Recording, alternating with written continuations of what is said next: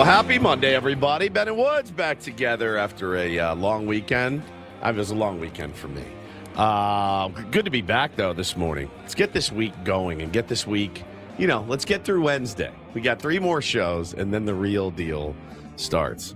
Can't wait. Great to be here with you on a Monday. Shout out to all the Tier 1s out there listening up early. Appreciate you guys so very much. I'm Woodsy. That's Paul Reindl, the executive producer of the program. Good morning, Paulie. Hey, how are you? Doing great, Pally. And I got Benjamin Higgins, fresh off his trip from a weekend of debauchery out in Las Vegas. Just as wild as it could be, I bet.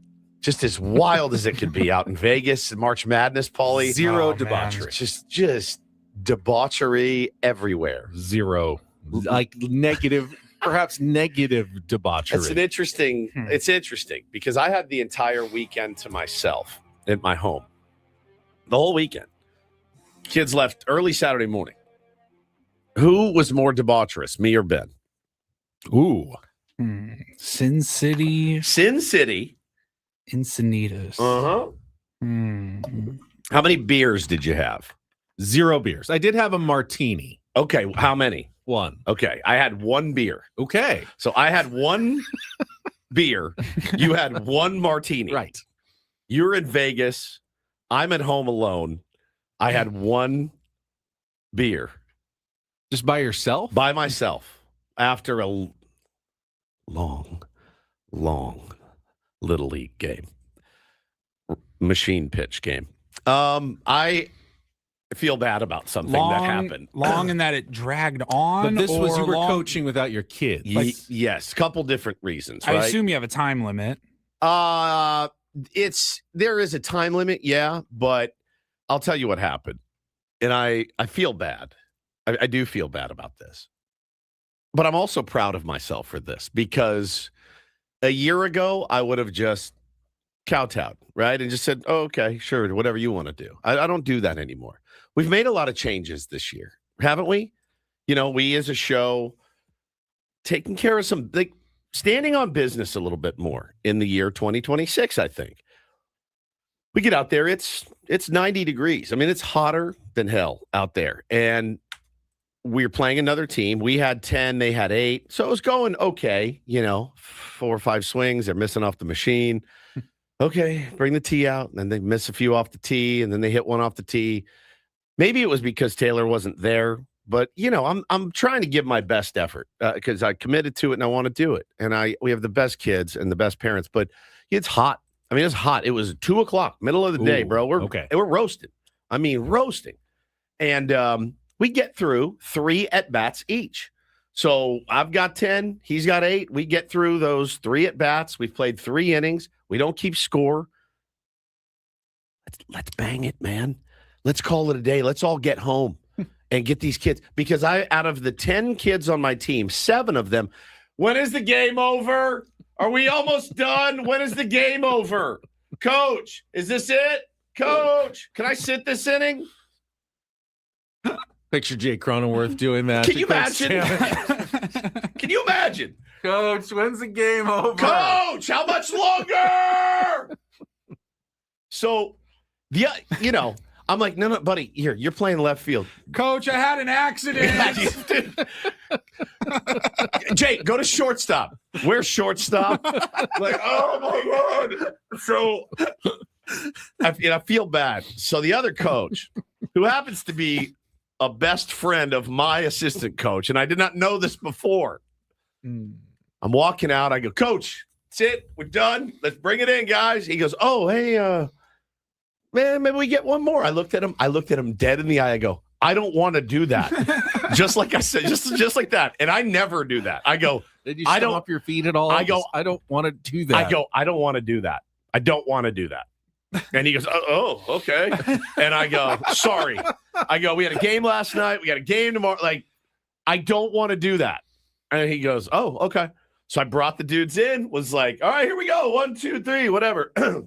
And then I got out of there because I was roasting. I talked to Paulie later. I got home. I had grand plans of maybe cracking open a little bottle of whiskey, having a few whiskeys, whatever. Dude, I had 1 beer and I was so exhausted. I go, Yeah, I'm just gonna go get in bed.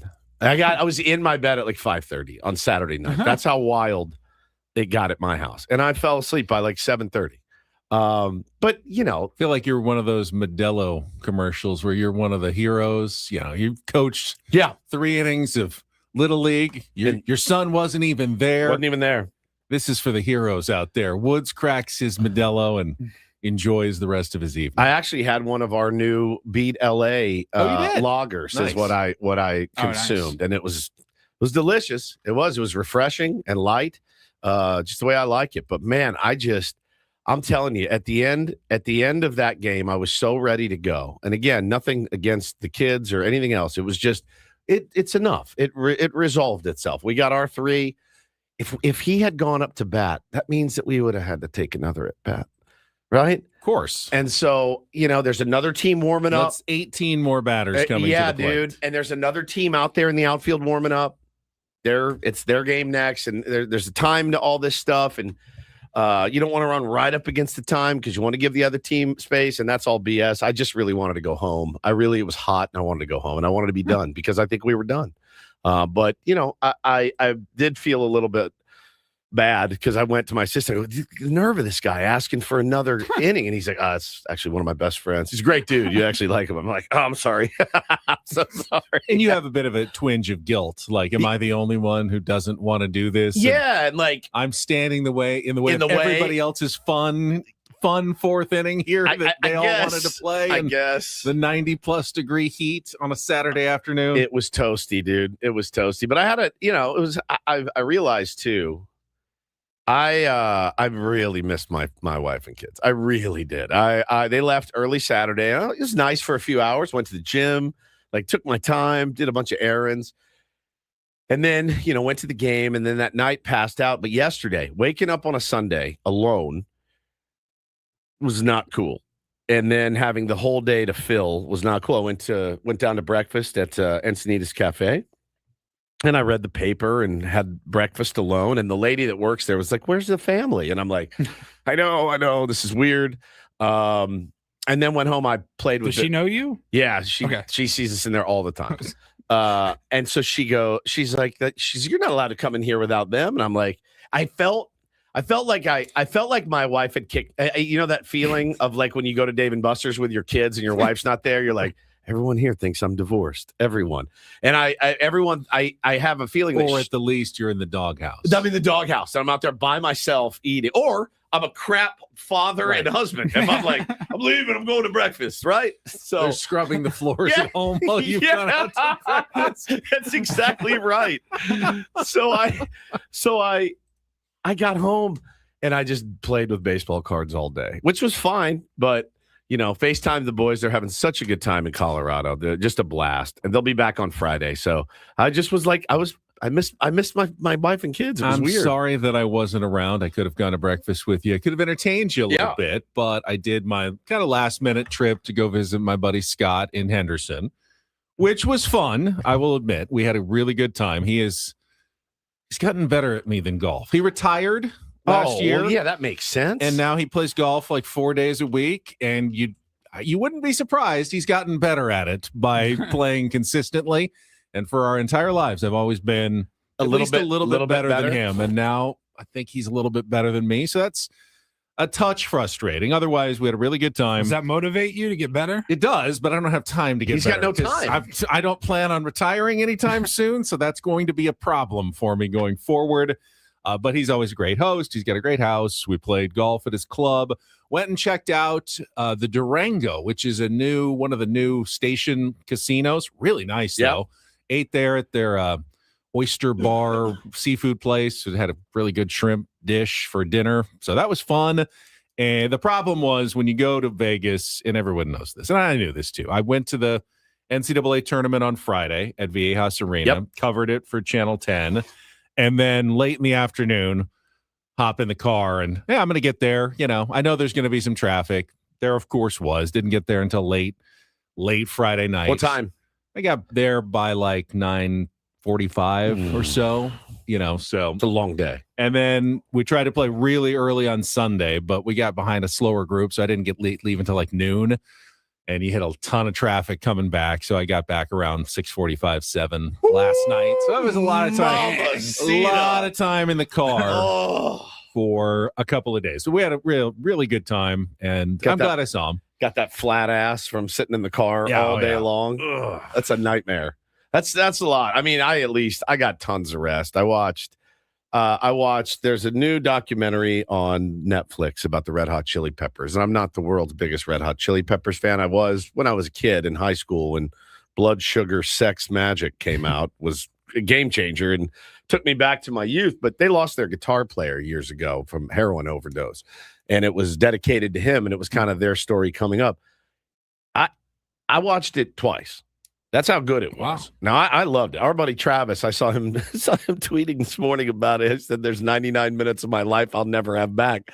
And I go, wow, really? Like you can hate the band and still find it to be a touching, cool story. I found it was really well done. I found Nickelback's documentary a couple of years ago to be phenomenal. Yeah, it's really good. It's Nickelback. So like a good documentary can still exist even if you don't care for the music. If you don't like the band. That just came out, right? The Chili Peppers one, because I just saw it like yesterday. I haven't watched it yet, but I saw the trailer on the front page or whatever. I was like, oh, there we go. Yeah, I really enjoyed it. And talking about, Flea was talking about, it was their buddy Hillel Slovak, and he seemed to be the best dude, just the best, nicest, kindest, spiritual guy, and how he was the one that told Flea, no, pick up the bass, like pick up the bass guitar and like come jam with us. And Flea's like, me? You want me to play bass? And then now look, 40 years later, Flea is a renowned bass player and had this whole great life. And he's talking about that, and he starts choking up. And when he started choking up, I started choking up. And Anthony starts choking up later, and you start choking up. It's a really, really good documentary. And I was texting with a buddy about it, and I go, yeah, I mean, seemed like a really good dude. I said, I like their music more after he wasn't around. I liked the next iteration of the band more. For me, it made more sense in my head. And it came at a time, my senior year or junior year of high school, where I was like, all right, that's a good vein. But it was great, man. He seemed like such a good dude. And the documentary was so well done. His brother produced it. They had some old journal entries from him, and it's harrowing, man. It's really, really a pretty gnarly story. I will check it out. It's really well done. So I watched that. Ryan in the chat says he's waiting on the Red Hot Chili Pipers. Now that's one documentary. That's one. The Red Hot Chili Pipers is one. I would love that. I'd love to see how these guys got this together, man. And then at one point they said, let's not just do Red Hot Chili Pepper song. Let's do CNC Music Factory. Let's do all kinds of covers because that's what the Red Hot Chili Pipers do. They just cover other songs, but with the bagpipes. But with the bagpipes. But yeah, the George Clinton part in it, Dominic, was very cool. It was. How does George Clinton relate to the Red Hot Chili Peppers? He produced one of their records. Oh, yeah. So it was amazing, man. It really was. It was good, and so I watched that. But yeah, just ready. The wife comes home today, and we're still without the little ones till Friday, which is a lot.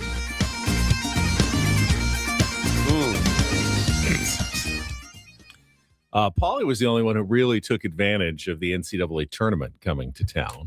I was there on Friday, but Paulie was there Friday and Sunday.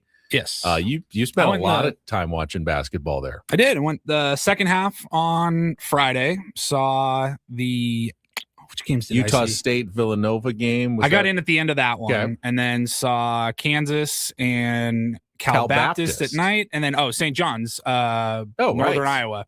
They blew them out. So that game wasn't even close. Yesterday, you were there for two really good games. He said it's the most unbelievable video. Your seats were ridiculous. It was so much fun. Yeah, all the local media had really, really good seats. If you applied for a press credential, which I did, wow. We were all like right down there. They usually last time I was there, for a tournament game was like 2016, 2018, whenever they had the NIT here. San Diego State was playing, so I went.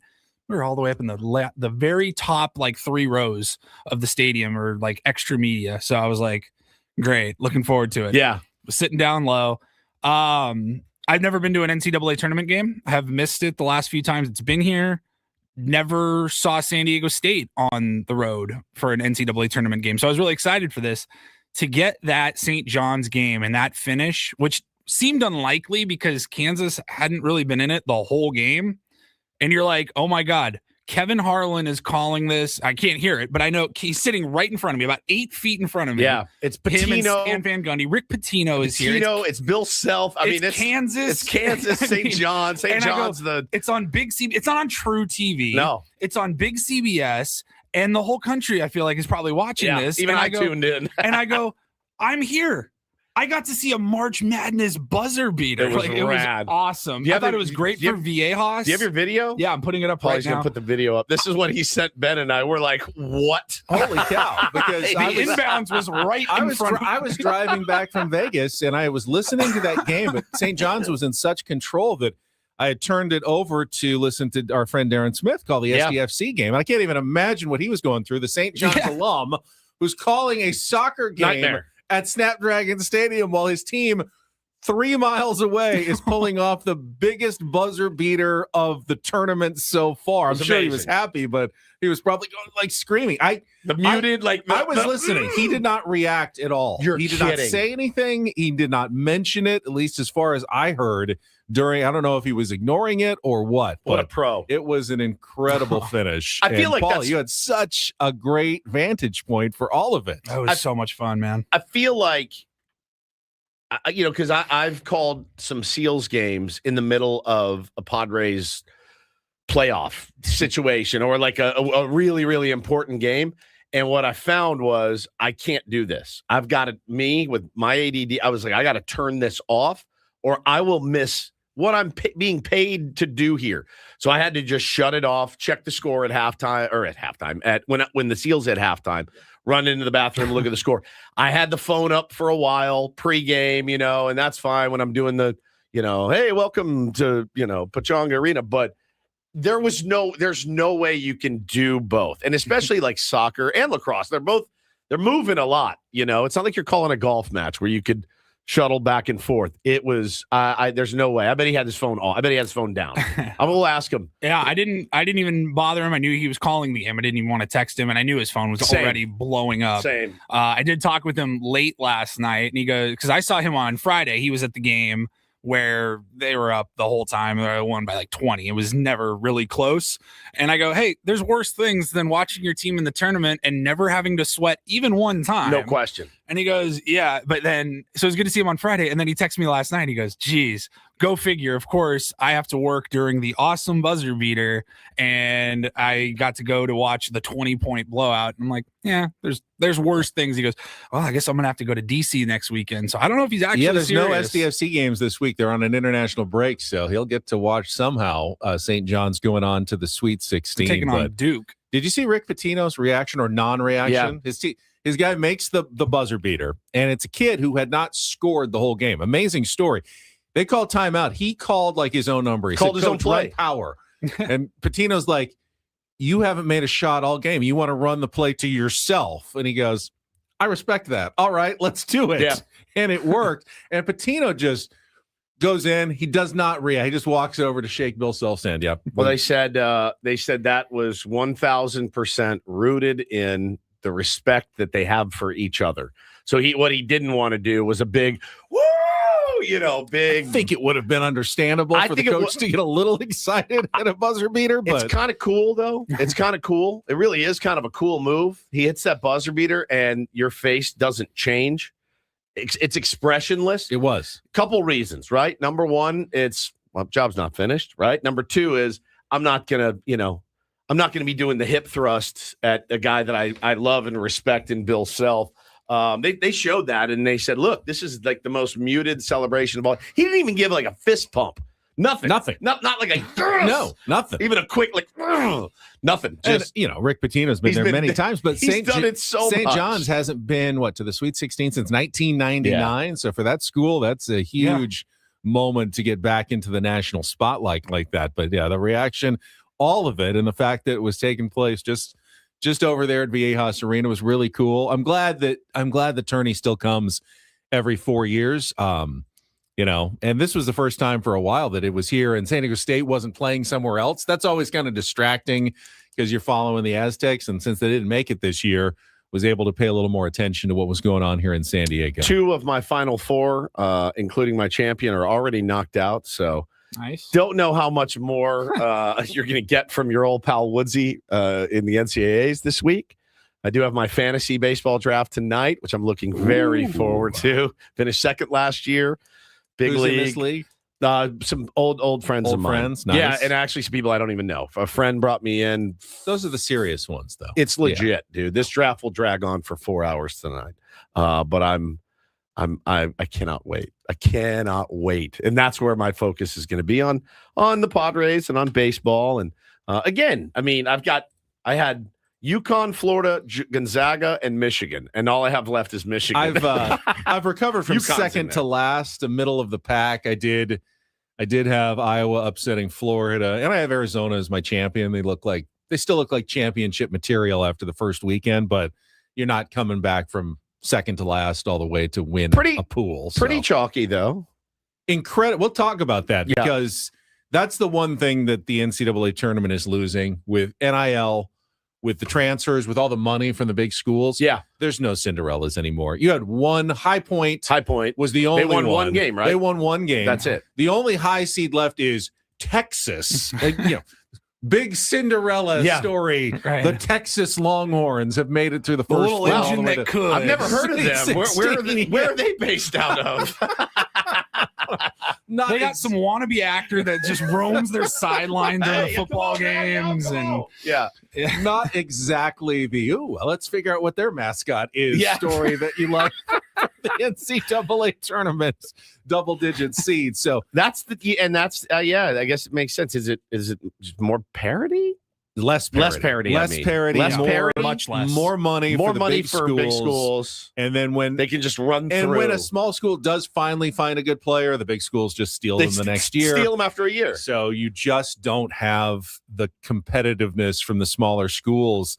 I'll say teams that are together for 4 years and they just have that one run, but they're all gone by then. No one makes it there through 4 small school years anymore before the team gets cannibalized by the big schools. Yeah, seeing some of those players up close yesterday and on Friday. I mean, Darren Peterson, he's so much talent. A lot of people are saying he hurt his draft stock. Freshman for Kansas, probably a top 3 pick, top 5 pick.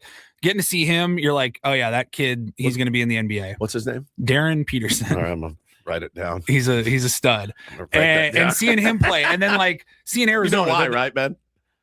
He wants to get his card now. Basketball cards now too. Yes.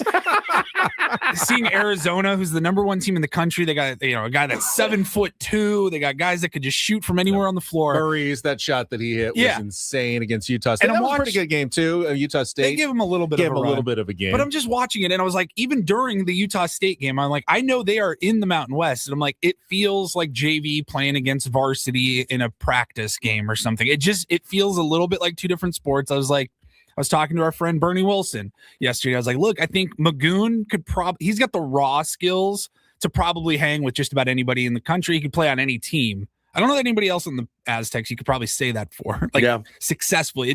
It's another level, dude. Different level. It is another level. Yeah, for sure. People in chat wanting to know our reactions on the potentially leaked City Connect. We can do that too when we come back. Cool. We got plenty of Padres news to get to. So why don't we take our first time out? We have a lot of roster decisions that have leaked out, even though unofficially we kind of have an idea now. The starting rotation, some of the bench spots. No major surprises. No, but we will go through all of it coming up as we get ready. We have real Padres baseball this week, everybody. We have made it. Opening day is on Thursday, and I just want to tell everybody right now, we are going to give away a pair of tickets to opening day during the show today, so do not go anywhere. Find out your chance to win. We'll set the menu, all coming up after our first check of traffic with Kelly Danick, broadcasting live from the Bill House Studios. We know how. It's Ben and Woods on a Monday morning on San Diego's #1 sports station, 97.3 The Fan.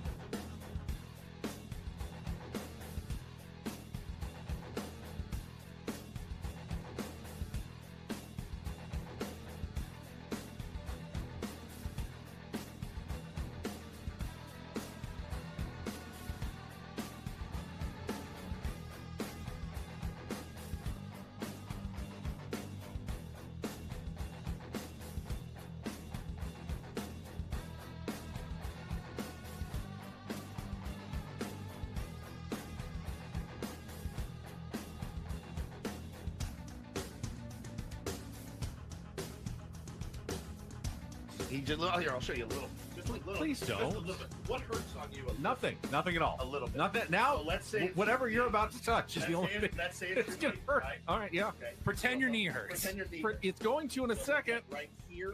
Oh, that is not pleasant. Hey, player, this is all yours. This room with this view. This speakeasy with this cocktail. Hey, could you make that too? The spa with this. Ah. And this pool on this roof. This is all for you. The all-new Hamul Casino Resort, now open.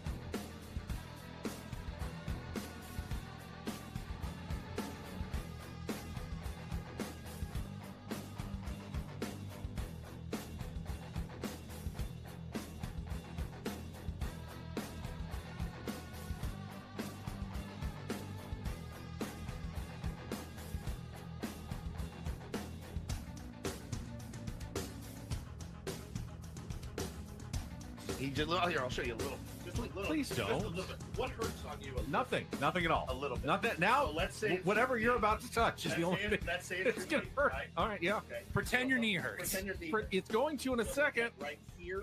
Oh, that is not pleasant. Hey, player, Busy Monday show coming up here with Ben and Woods. We've got Padres talk on the way. And, of course, as I mentioned, going to give away some tickets to Padres opening day. One of your last chances to find tickets if you don't already have them for this Thursday's game against the Detroit Tigers. You can still, I think, grab a couple of tickets that are remaining. Not a lot of options, but Padres.com/tickets, but you can win them here. Continue to listen. We'll be giving them away sometime between now and 10 o'clock this morning. And then at 7 o'clock, we revealed the field last Friday. We will have our official Sweet 16 matchups for our tournament of drops. So we'll go through the matchups. We'll have 8 drops to vote on, 8 matchups of drops to vote on to advance to our next round tomorrow. And then by Thursday, when we have our opening day broadcast from Baja Ricks, we'll be able to crown our champion that morning for the 7th annual Ben & Woods Tournament of Drops. So we're looking forward to that. Coming up on our SDCCU fan hotline, we will have our final check-in this morning with spring training Sammy. He is heading back to San Diego later this morning and wrapping up his 6.5-week sentence in Peoria, Arizona. You know, it's a pretty cool thing this time of year, every year for Sammy, because when you're driving back from Arizona, you go through Yuma and you go over this little bridge. It's like little tiny like river. And then you see the sign, "Welcome to California." And as Sammy drives over that bridge, river, but yeah, he morphs from spring training Sammy to regular season Sammy. Officially. And he got to call the spring breakout game on Saturday, including Ethan Salas hitting a home run and throwing guys RBI. out. Yeah, he was something. So we'll get his perspective on everything that happened over the weekend. Then in our 8 o'clock hour, we'll have a game of Take on Woods, qualify you for the trip to the Fontainebleau, Las Vegas. 8:30, we'll check in with our pal Craig Elston and talk about SDFC. It was a tough week for SDFC. Had the game in Dallas that they blew the 3-1 lead and settled for the draw. Got bodied down in Toluca on Wednesday. And then we're trying to hold on to a 2-1 lead at home yesterday against Real Salt Lake. Gave up the late goal, late red card, ended up having to settle for another draw, 2-2. So tough week for SDFC. Not disastrous. They got results. They got points in each game, but they could have had wins in both of those pretty handily, and they kind of let them get away late. Yeah, no doubt. I've got roasted, I think, by soccer Twitter last night. I'm a novice, and I'll wear it. You know, it's fine. I guess I need to learn the finer points of the game.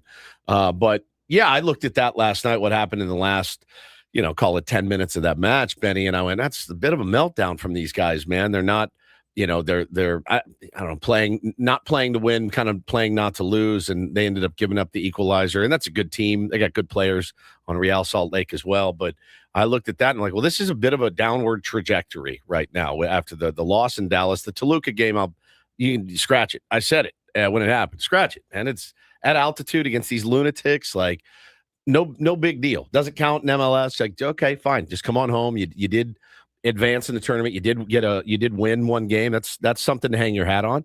But this last night felt like, hey man, you're at home. You got to close that one out. And I was told no to just take the point and move on. I don't know. I kind of agree with you. You can mentally scrub the Toluca game. I don't know if you can physically scrub. Yeah, physically is 9,000 9,000 feet of elevation, 3 days prior. That clearly took a toll on SDFC. That's part of it. That's why teams, will go through ups and downs over the season. The schedule can get tough at points, and that impacted SDFC. I will also point out, and I was listening to Darren and Adrian call the game as I was driving back, and then I saw it later. It was clear handball. Clear. That was in the box. As clear as could be. They went to the review and still said no handball. That would have put, if they had made the penalty kick, which you usually do, would have put them up 3-1. 3-1. At that point, you probably do have that game mostly locked up.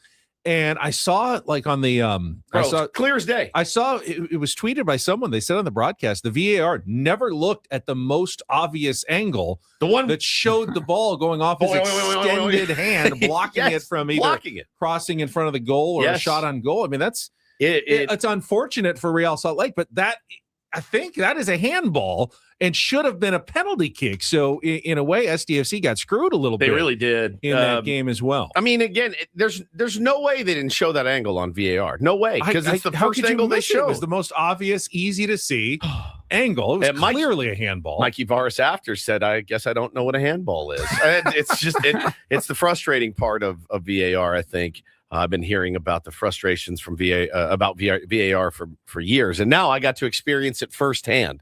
It was it sucked, and I thought, you're at home, you got to win that game, you got to find a way, and usually they do, and they have, but they're staring down the barrel now, Benny, of a nice break, international break. A lot of the guys much needed break. 9 o'clock hour Ronald Report headed until 10 this morning. So that's what we've got on tap for you. Of course, all guests appear on our SDCCU fan hotline. It's not big bank banking.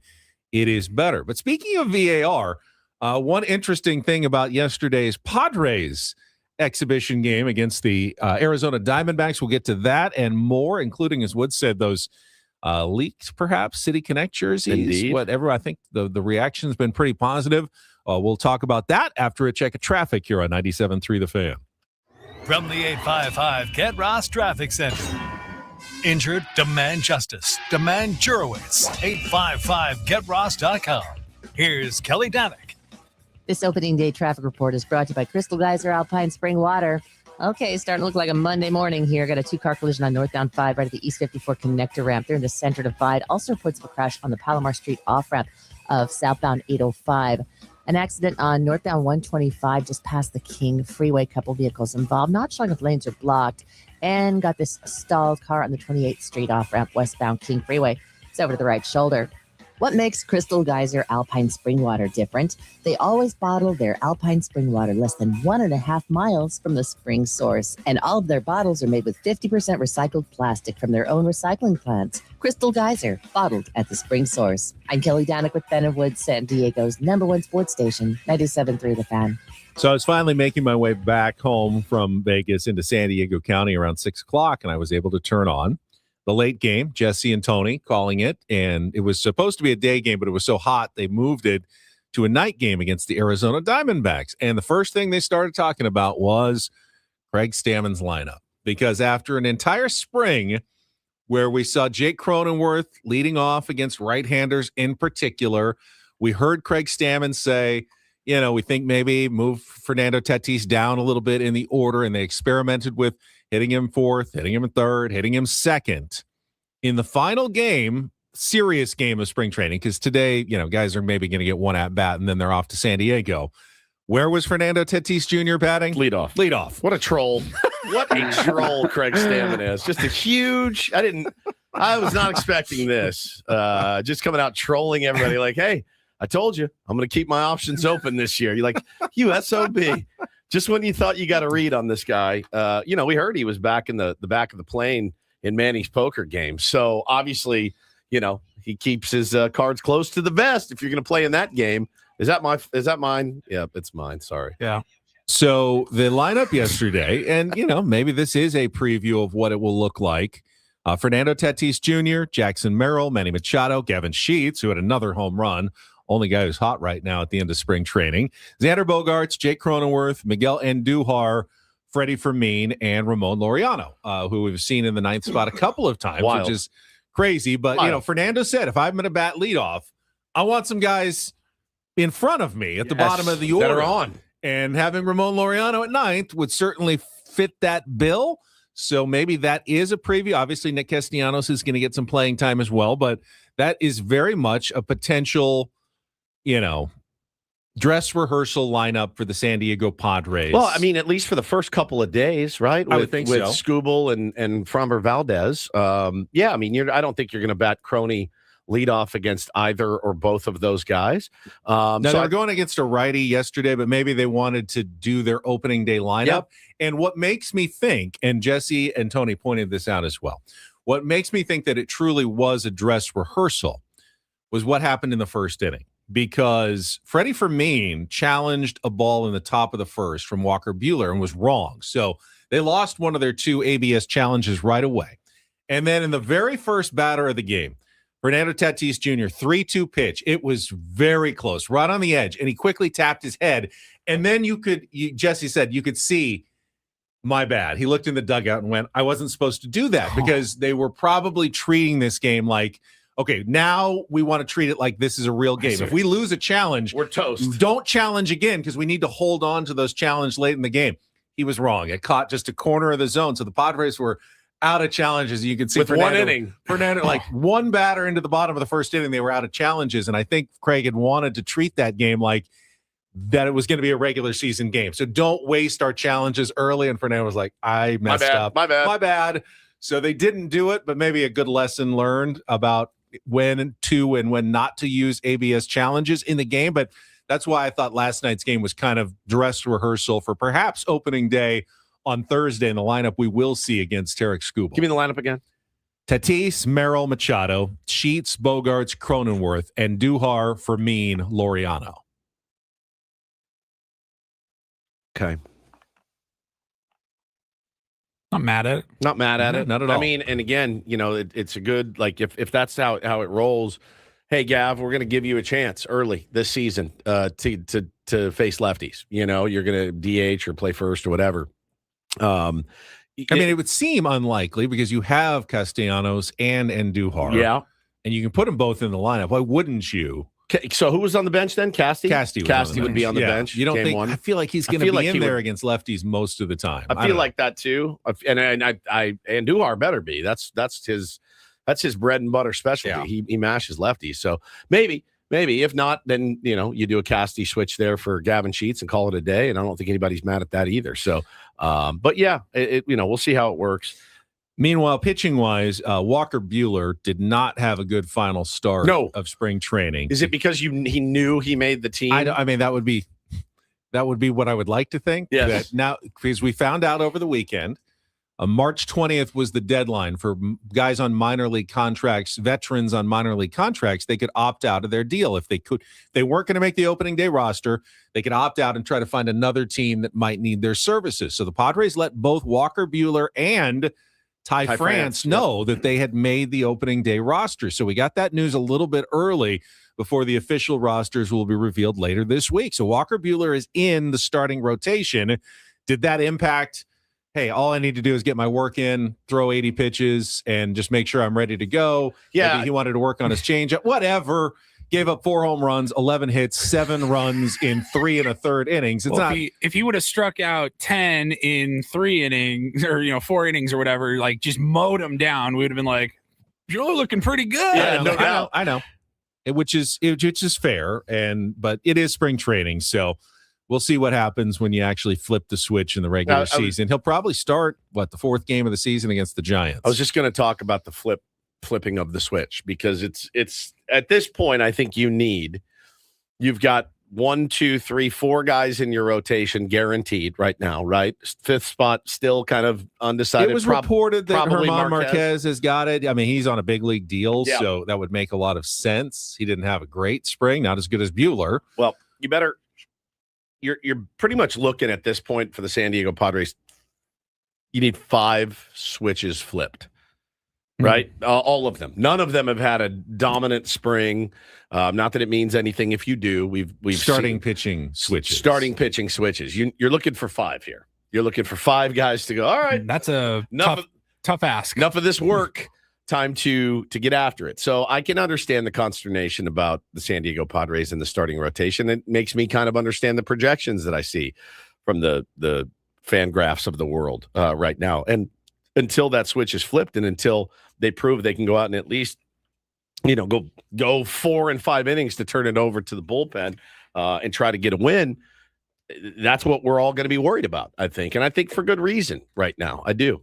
I saw that, Kevin Acee wrote a piece this morning about how the Padres want to get off to faster starts in games. They were near bottom middle of the pack of runs scored early in the early innings last year. You don't want to have to rely on comebacks every single game.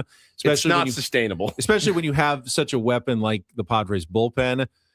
anytime you feel like you've got a lead after 5 or 6 innings, you have got an excellent chance to win that game. But to get a lead, you got to score some early offense. And they did not do that well last year. They want to do that better this year. Here's the issue with that. If you're the other team and you're playing the San Diego Padres, that's your exact mantra. Let's get to these guys, because now Fernando said, hey, we got to come out of the gate hauling ass, putting pressure on right away.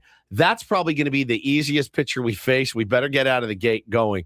Exact same thing for the San Diego Padres. The bullpen is our strength. Teams do not want to get into our bullpen.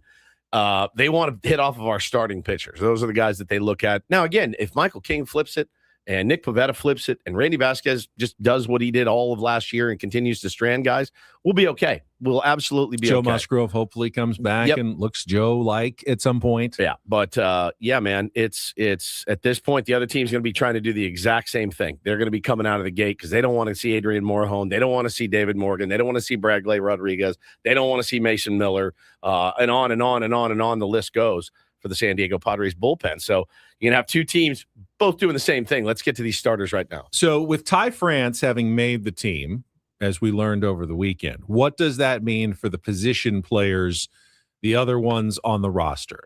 We know Freddie Fermin is the starting catcher. We believe Luis Campusano will be the backup, although Rodolfo Duran had a really good spring and opened some eyes. I doubt they're going to give up on Campy in his last. He has no options left.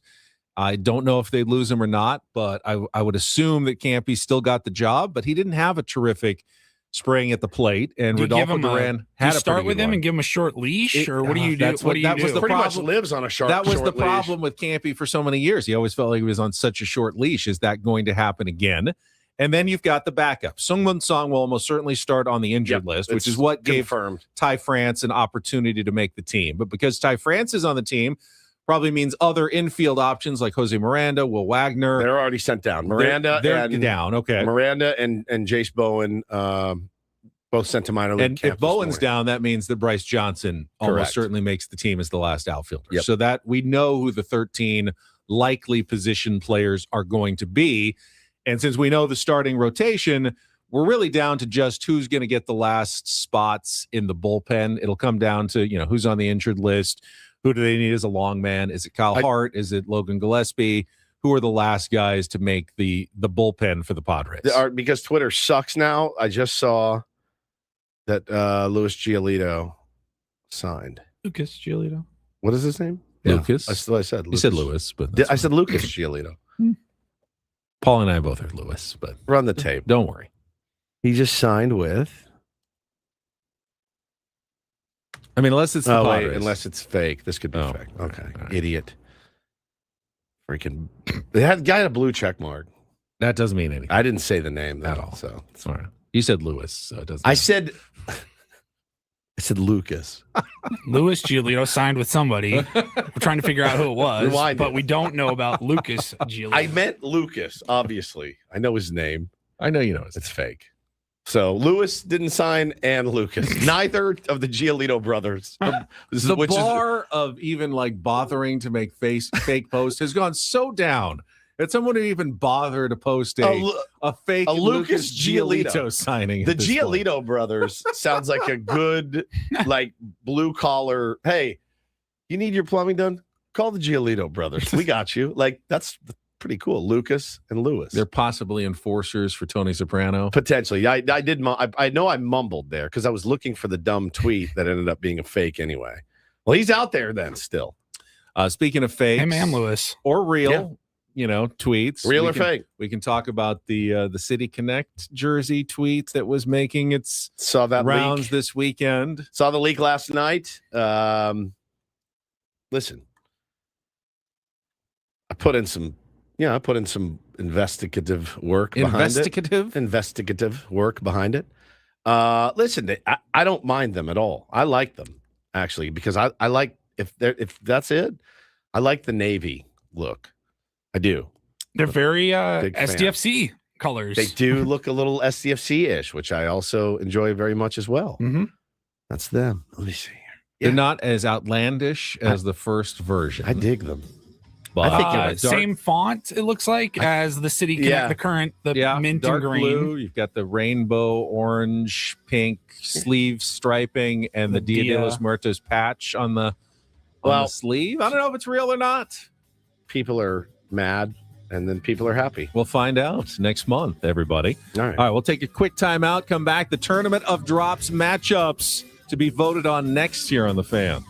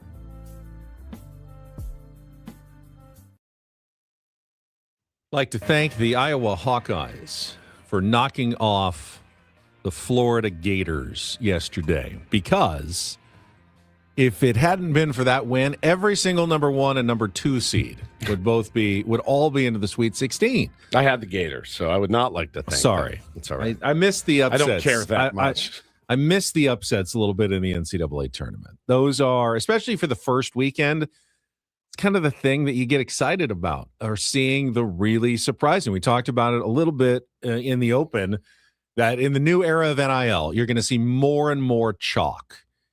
And it's going to make the brackets less fun when you're picking them, because you're going to be really hard-pressed to ever successfully try to pick any upsets at all. It was already tough, but that was the satisfying thing. When you can nail a great upset, a 12 over a 5, a 13 over a 4, you go, all right, that was made things enjoyable. I tried, man. I tried in some of mine. Thing. Yeah. You almost shouldn't try anymore. Tried McNeese over Vandy. That didn't work. Right now, if you had just picked every just chalked it 1, up. 2, 3, 4, 5, 6, 7, and 9 seed over the 8s, I think you'd be probably leading your bracket right Crazy. now.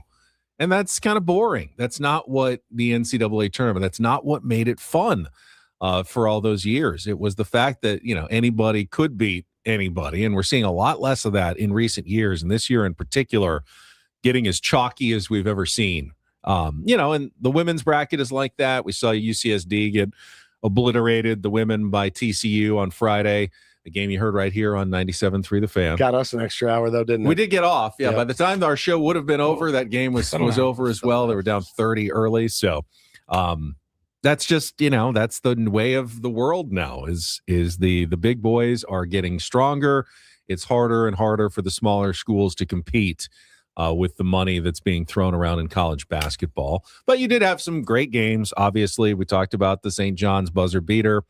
You saw, Tennessee did knock off third-seeded Virginia yesterday, but that's not a huge upset. Even UConn, even UCLA, like, they're a blue-blooded big basketball program. Even they seem like they didn't have enough, against UConn. I know they're not 100% healthy either, but they came up well short in that game against UConn, a 2 seed. Iowa State, a 2 seed, just dismantled Kentucky in that game. 82-63, worst Kentucky loss since 1992 in the NCAA tournament. And Alabama, who lost one of their good players because he had 2 pounds of weed on him, they're rolling right through the tournament. They did. That's just how deep these guys are. They did. So crazy. Lots of very highly seeded teams heading off to the Sweet 16 with games on Thursday and Friday this week. And then by this time next week, we'll be down to the Final Four already. Can't wait. So, but what about our tournament of drops?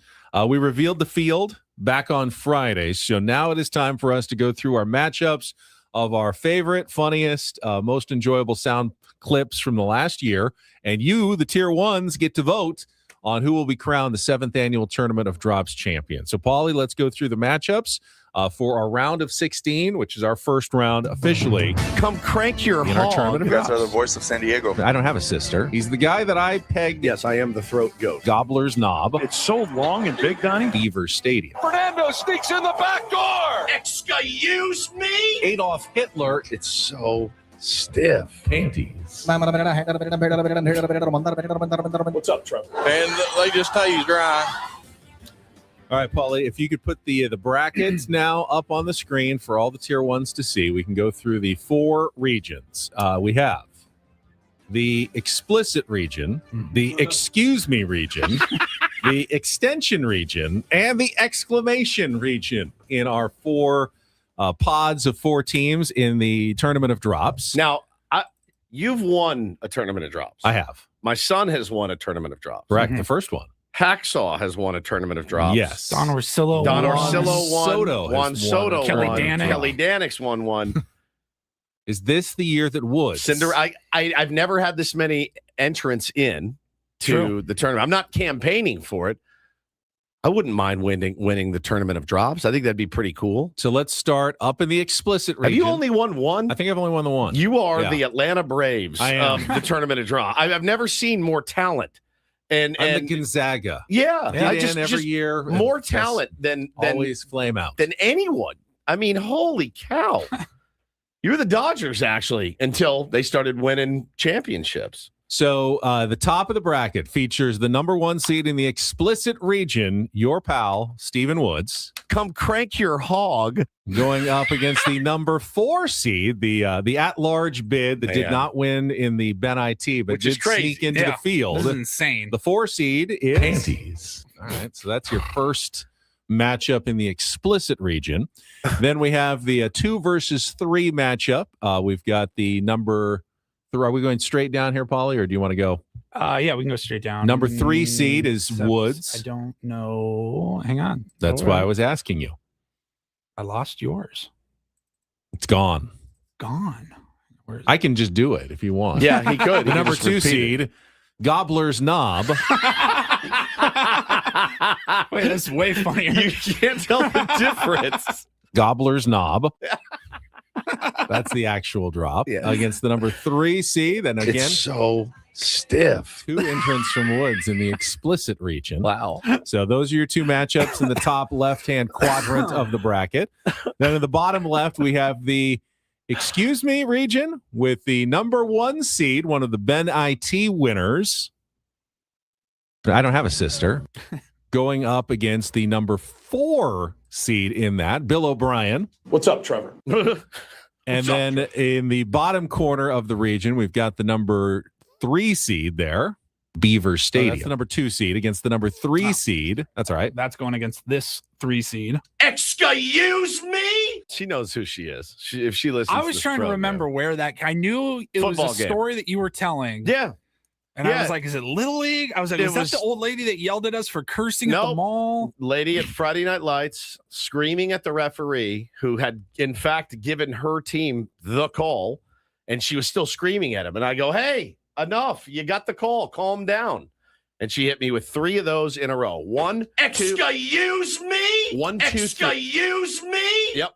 Excuse me? She knows who she is. She knows who she is. And everybody that listens to this program, you know who she is out there. And that's when one of the guys said, settle down, Belichick. And I go, all right, now that one I'll give you. That was a good one. So, the excuse me region is like, wait, did I hear that right? Right. Excuse me? Excuse and that, me. of course, headlined by the excuse me drop. Apparently people, women in particular, don't like when you tell them to relax or calm down. Relax. You know, Calm down. Just calm down. you know. Yeah. All right, let's go back to the other side of the bracket. In the top right-hand corner of our Tournament of Drops bracket, we have the extension region, whatever that could possibly mean, with the number 1 seed in the top right-hand corner of the bracket. You guys are the voice of San Diego. Oh, thank you, love it. Manny. Thanks, Manny. That's a nice little drop to have this year. Future Hall of Famer. It's no big deal. Uh, Play it again one more time, just Oh, I'd be happy to. for my edification. You guys are the voice of San Diego. Thank you. Thank Very Thank you nice. very much, Manny. That's thank very you, kind. Manny. That's and that was Manny Machado? Yeah. Again? Okay, Yeah. cool. You guys are the voice of San Diego. Thank you. And it will be going up against the number 4 seed in the extension region, Ooh, our negotiator. our negotiator. Yeah. Yeah. It's driving up that price. Could listen to not yodeling, auctioneering all That's like an older clip. Like the video has probably been out for like 10 Yeah. years, Yeah. but that got a lot more play in the last year It's a on good our clip show. for Ben and Woods. And then the number 2 seed against the number 3 seed in the top half of the extension region. We've got our 2 seed. Yes, I am the throat goat. No idea what that's from. I don't either. Nope. Probably responding to somebody in the chat. I don't know. And then that's going up against a 3 seed from one Ben Higgins. Adolf Hitler. Whoa. Man. Another at-large entrant from the Ben IT that Yeah. didn't win, but still snuck into the field of 16. And then we go down to the bottom right-hand corner of our bracket, and that region is the... What's that region, Paulie? I don't have the bracket up anymore. Oh, I apologize. That's the exclamation. That's right, the exclamation region. And we'll start with our number 1 seed. He's the guy that I pegged. That would be Walker Bueller to join the starting rotation, which Yeah, I good call, did get by that the one way. right. Yep. And they'll be going Looks up good. Looked against good the- yesterday. the number 4 seed in that region. Yes, our friends, the old Kentucky middle school basketball announcers. And they just tell you dry. Amazing. That actually, if that won, I wouldn't be disappointed. We'd have to get them on the show. Yeah. We'd have to track them down.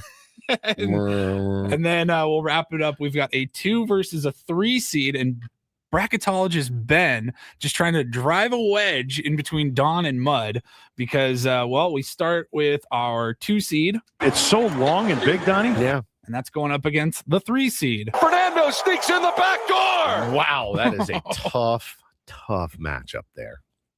I think this is perhaps the most wide open. This is anybody's ball game. I mean, NIL has not affected our tournament. A 4 seed could win it. Yeah. A 2, a 1. I wouldn't be shocked at really almost any of these drops. When does voting start right now? Right now. Oh, my God. All right. Paulie has put Paulie's the voting links into our YouTube chat. You can also find it on our other social media channels.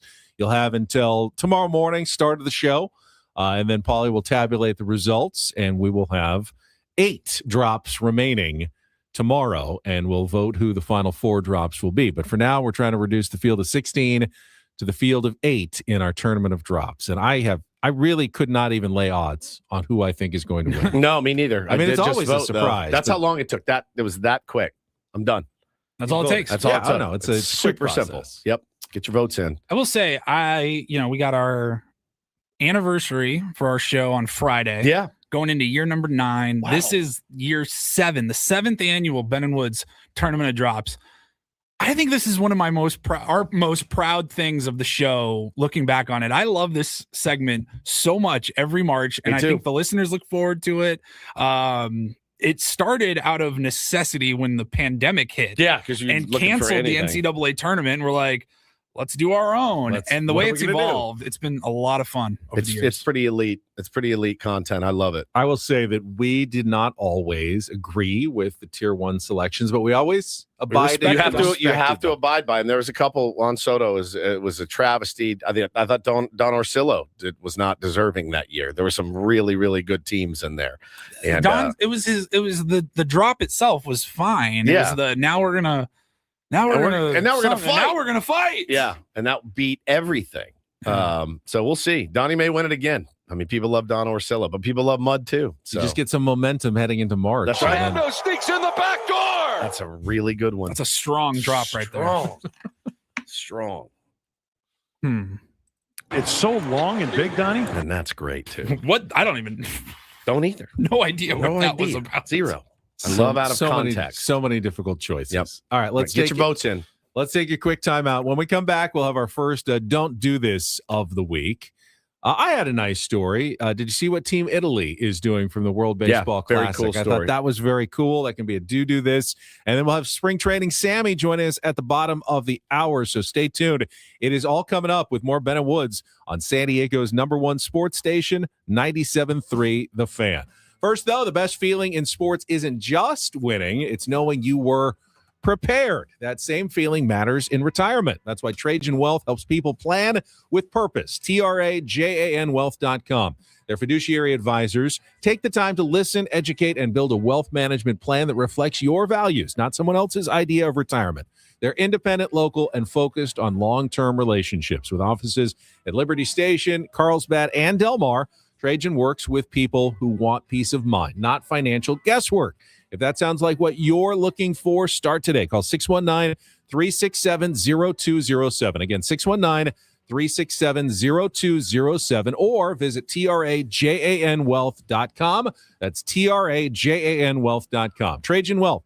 Plan smarter, dream bigger. Advisory services through Trajan Wealth LLC, SEC registered investment advisor, client, paid advertisement. Additional disclosures at TrajanWealth.com.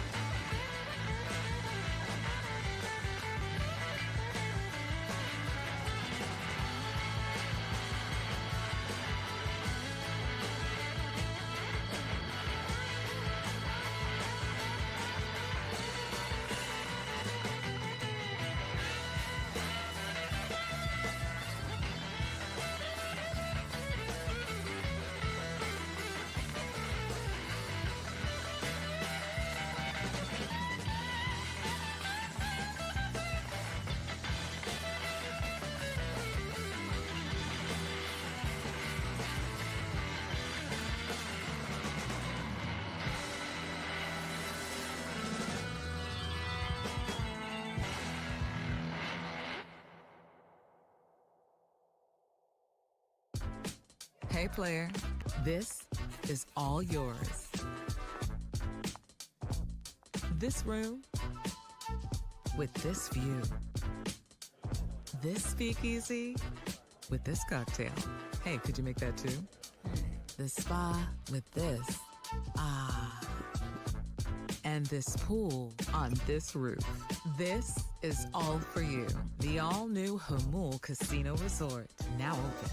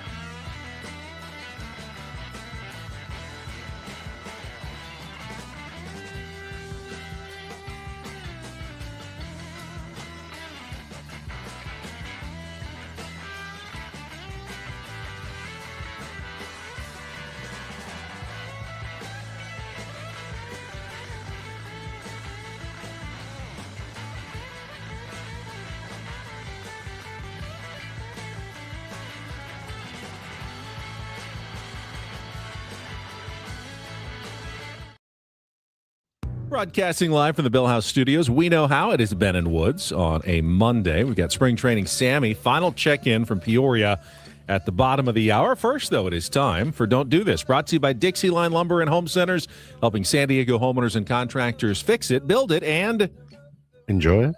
Yes, that's correct. I will start with a story that was making a lot of headlines this weekend involving Brazilian soccer star Jorginho, who is married to Irish singer Kat Cavelli, and then they have a daughter. It's actually his daughter, I believe. Yes, from a previous marriage.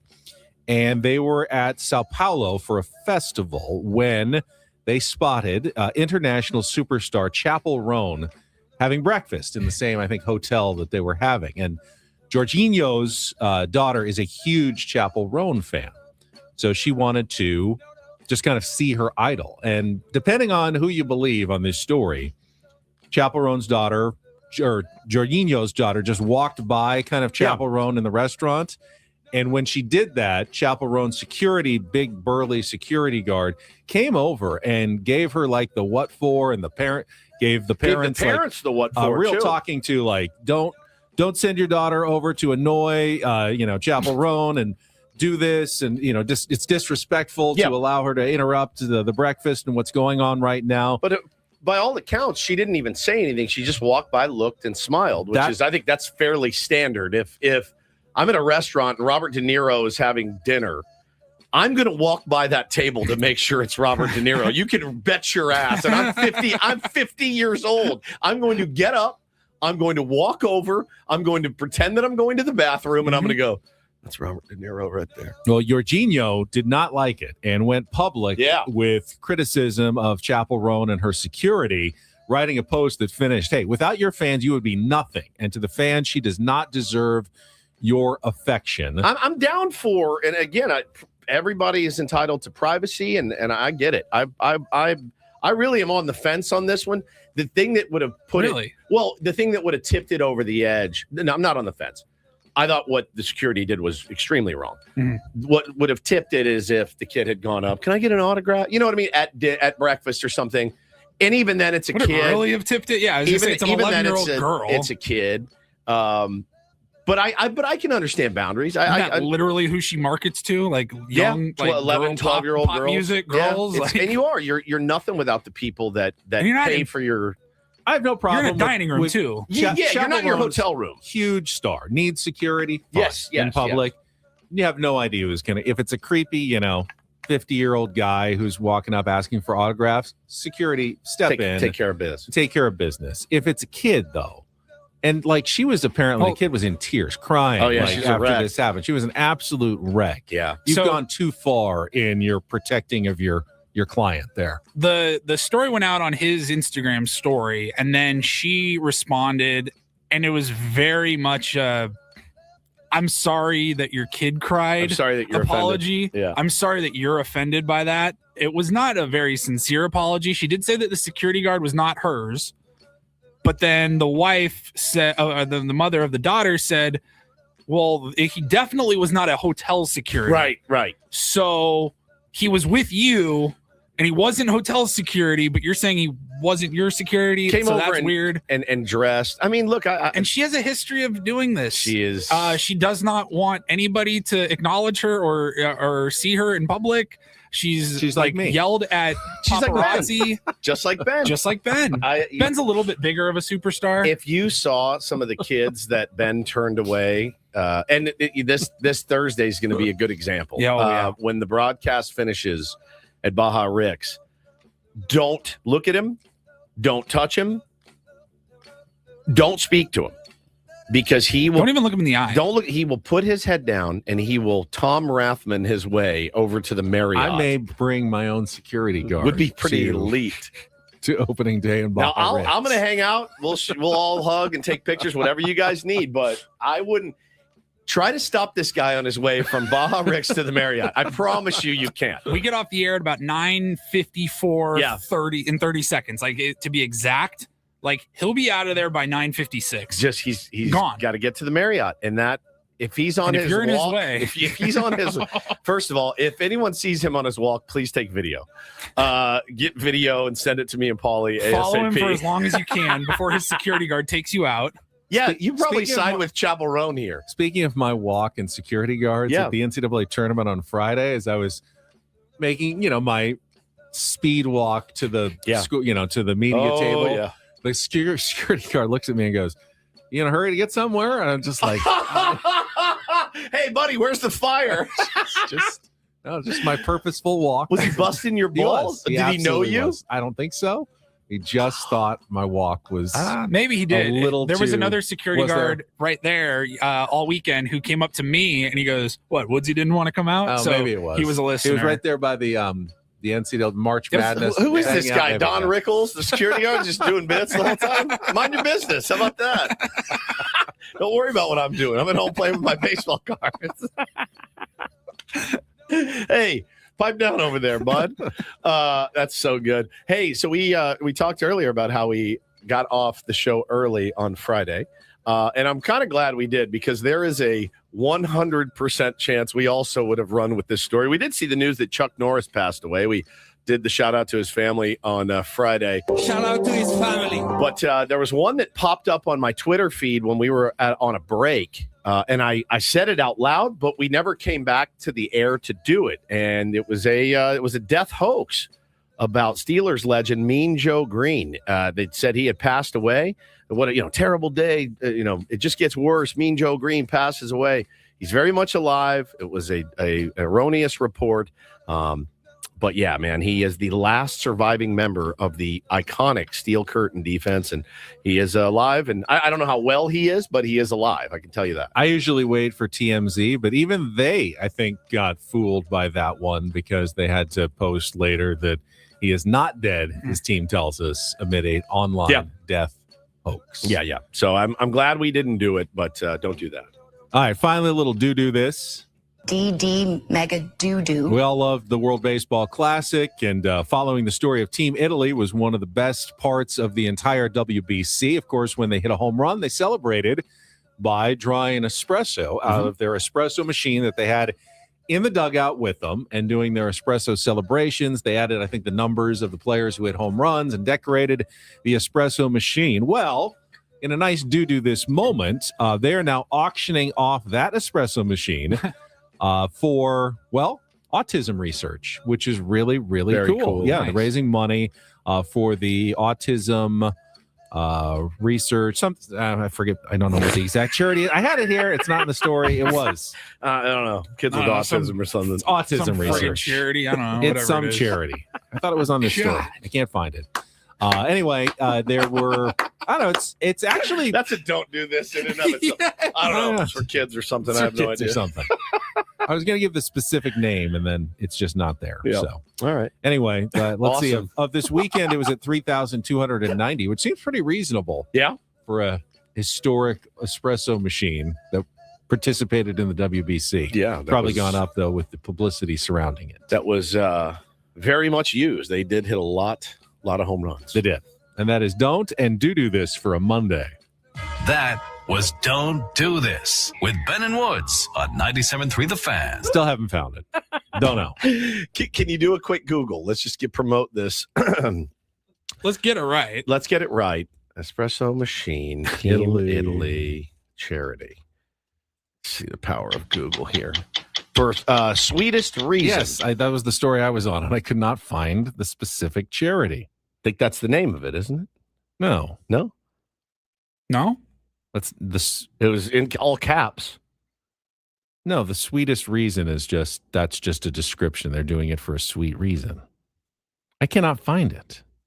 The Southwest Autism Research and Resource Center, SAARC. Okay, the SAARC. There it is. Yeah, Vinny Pasquantino posted about it. That's what the proceeds are going for. They provide services for children, teens, and adults with autism. All right. There you go. It's a very worthy cause. Very Very the description didn't end with or whatever. Or whatever. Yes, or something. something whatever. All right, when we come back, out Legendary. to Peoria, Arizona for the final time. Spring training Sammy. We'll wrap up the weekend, the spring breakout game that he called, and the final news and notes from the Padres before he heads back to become regular season Sammy when he crosses the border back into California. It's coming up next with Ben and Woods on San Diego's #1 sports station, 97.3 The Fan.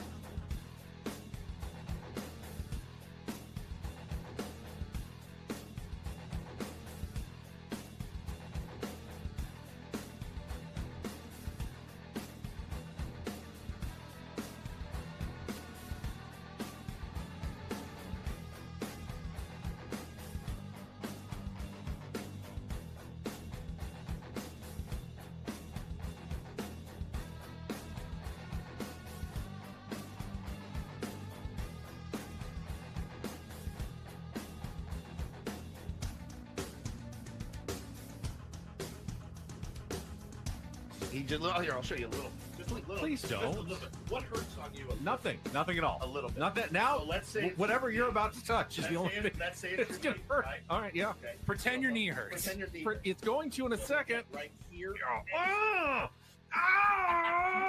That is not pleasant. Hey, player, this is all yours.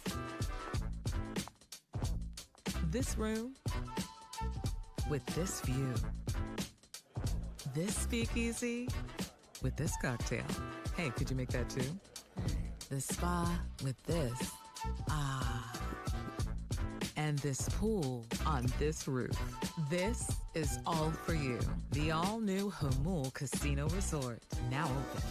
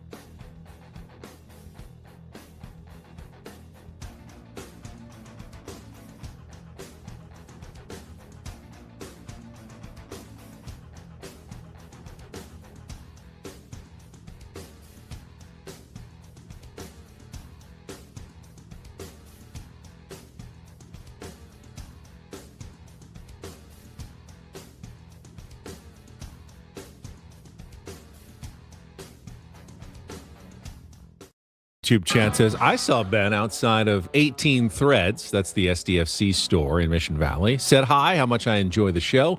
He looked at me and skirted off like he was a beetle. I remember that interaction, Joe. You got friendly, Ben, that day.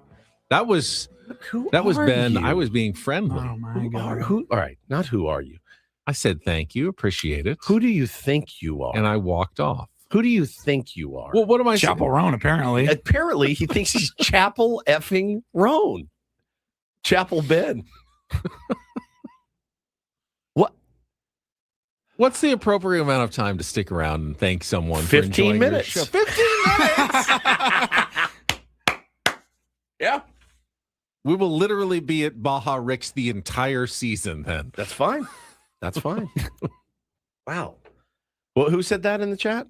Joe Joyce. I remember. Joe, I'm Yes. sorry, man. This was about a month ago or so. Sorry, Joe. He scurried off like a beetle. Paul McCartney or John Lennon or a real Beatle? Joe, if you have a I podcast, think actually, Paulie, the Beatles, the real Beatles, they hung out longer with their listeners. yeah. Paul McCartney and George Harrison would spend more time with a guy in a parking lot than our beloved Ben. The real Beatles.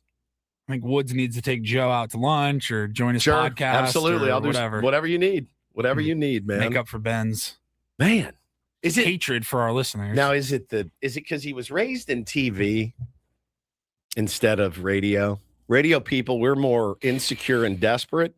True. TV people are more full of themselves and just be and lucky enough that you get to hear me every and night on TV. see me. Yeah. Egomaniacs. I think the ego is way more in television. That's old TV though. I'm just very new guys- socially awkward. New guys. I was just sitting with very Julian awkward. Delgadio yesterday. Just the nicest conversations. Yeah. He's such Jake. a peach. A Darnay. I mean, all of these guys. The new TV crew Yeah. here Yeah. in town. They're solid. But Ben came up in the old television where it's like, good. hey, don't look at me. That's a good point here, Ryan Seacrest. Maybe not the real one, maybe not. He said he was raised in the Lakers locker room. That has a lot to do with it. Big stars. You're flying around on team planes. You're hobnobbing with the rich and famous. Who was it that came to your grandfather's? It was like it was best friends with like Jack Walter Matthau. Walter Matthau, right? So come on, dude. Uncle Kareem. House I grew up in, they had goats. Goats. Next door. Yeah, goats. yeah. So different lifestyles. I don't mean to offend, and I do appreciate the tier ones, but I am very socially awkward. I think that's just an excuse. You're 50 years old. You can figure it out now. I don't think so. Just act natural. That's what I think. Just act natural. Just act natural. Never works. SD Jelly right here in the chat. Watch the video of you guys throwing the first pitch. After the pitch, Woods and Paulie shake hands with the players and talk. Ben shakes hands and is gone. Yeah. Turned and ran. I was nervous. He's out. Very nervous. Wow.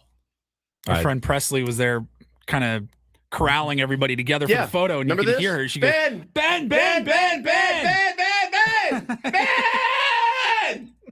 As he's running away. I know. Well, see, mine says... That's my favorite. Ben! Because we had to get a picture. We were set up on the third base side the whole I was done. pre-game, and the photo took place on the first base side after the first pitch. Yes. So you and I walked up, and they told us, they're like, you've got 3 seconds after you throw the pitch. He blacked take the out. quick I just photo and thought get off they the want field. us off the field as fast as He possible. blacked out. I'm holding up the game at this point. Ben, I am Ben. gone. I'm out of here. See, mine says just be friendly. He's like the friendliest guy ever. But he also can't be bothered, which is weird. It's very weird. There's a lot of He's social. the friendliest guy in the world to everybody that makes more than $300,000 a year. Fair. I'm really not. I don't really fair, Paul. want to suck up to people though either. That's fair. You're not going to get that from me. The guy that caught Ben's ball looked back like, where the hell did he go? Johnny Brito. Johnny Brito.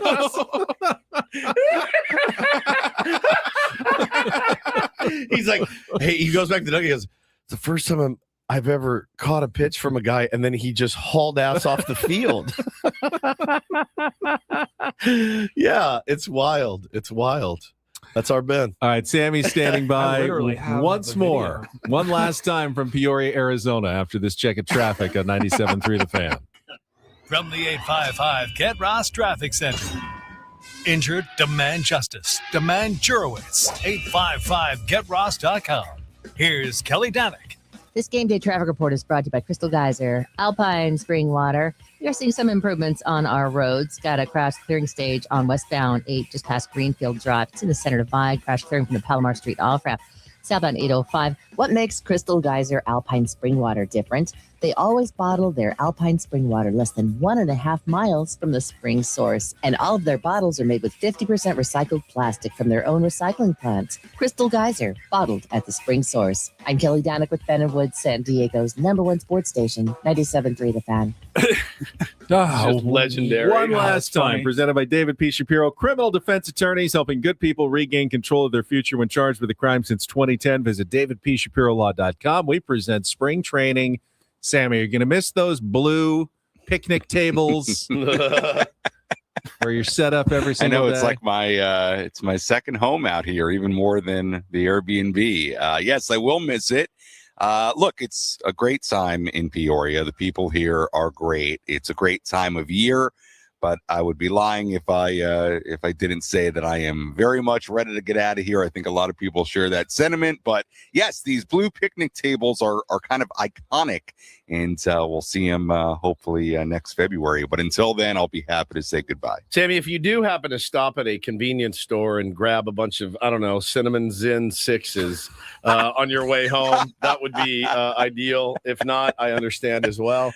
But no, man, you've done such a great job. You always do such a great job out at spring training. So kudos to you. Thank you to David P. Shapiro for making that happen for us as well. And man, listen, I'm with you, dude. I saw so much consternation and people upset about yesterday's game. And I just was laughing. I go, I don't care. I don't care even a little. I just want the games to count and to matter. And hopefully, as we mentioned earlier, the flipping of the switch, guys get locked in, you get into the rhythm of 162, and this team can go out and win some ball games, man. That's what I care about. Yeah, obviously yesterday wasn't a great start for Walker Buehler, but again, it's spring training. It's Arizona. Again, I didn't talk to him Hot after the game, Arizona. but was he trying to work on something yesterday? It was not a great start. It was by far and away his toughest spring training start, but I wouldn't get too crazy about it. Let's focus more on what he does next weekend against the Tigers. But you're right. From a starting pitching standpoint, I think, and I heard a little bit of your conversation earlier, I think it's fair to kind of circle that right now. Coming out of spring is very clearly the biggest question mark for a variety of reasons, and something that is going to have a big impact on the early part of this season and how this group performs as a whole. And you're right.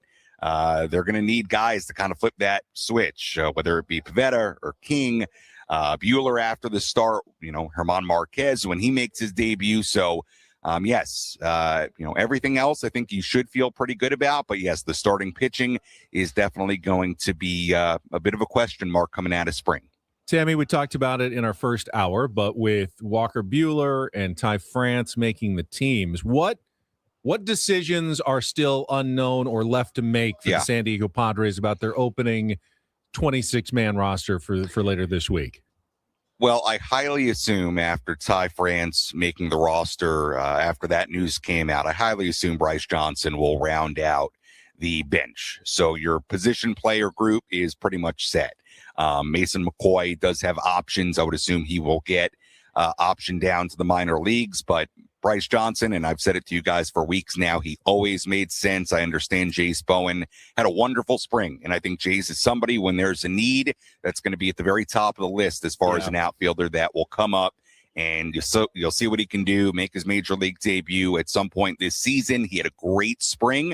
But Bryce Johnson always made sense, I think, because of his experience, kind of the floor that is there when you have a Bryce Johnson, and also the fact that Bryce was out of options and Jace Bowen did have options, and I think that probably made the decision pretty easy. As far as the pitching staff, starting-wise, I think at this point, obviously we know Buehler's made the team. Certainly looks like German Marquez will be that fifth guy unless they get super, super creative with how they round out the early part of the rotation.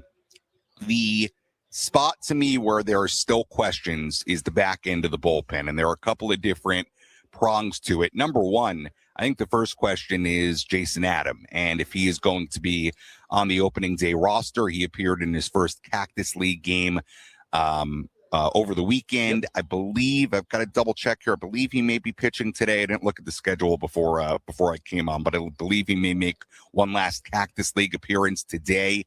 Don't quote me on that. I think I saw that.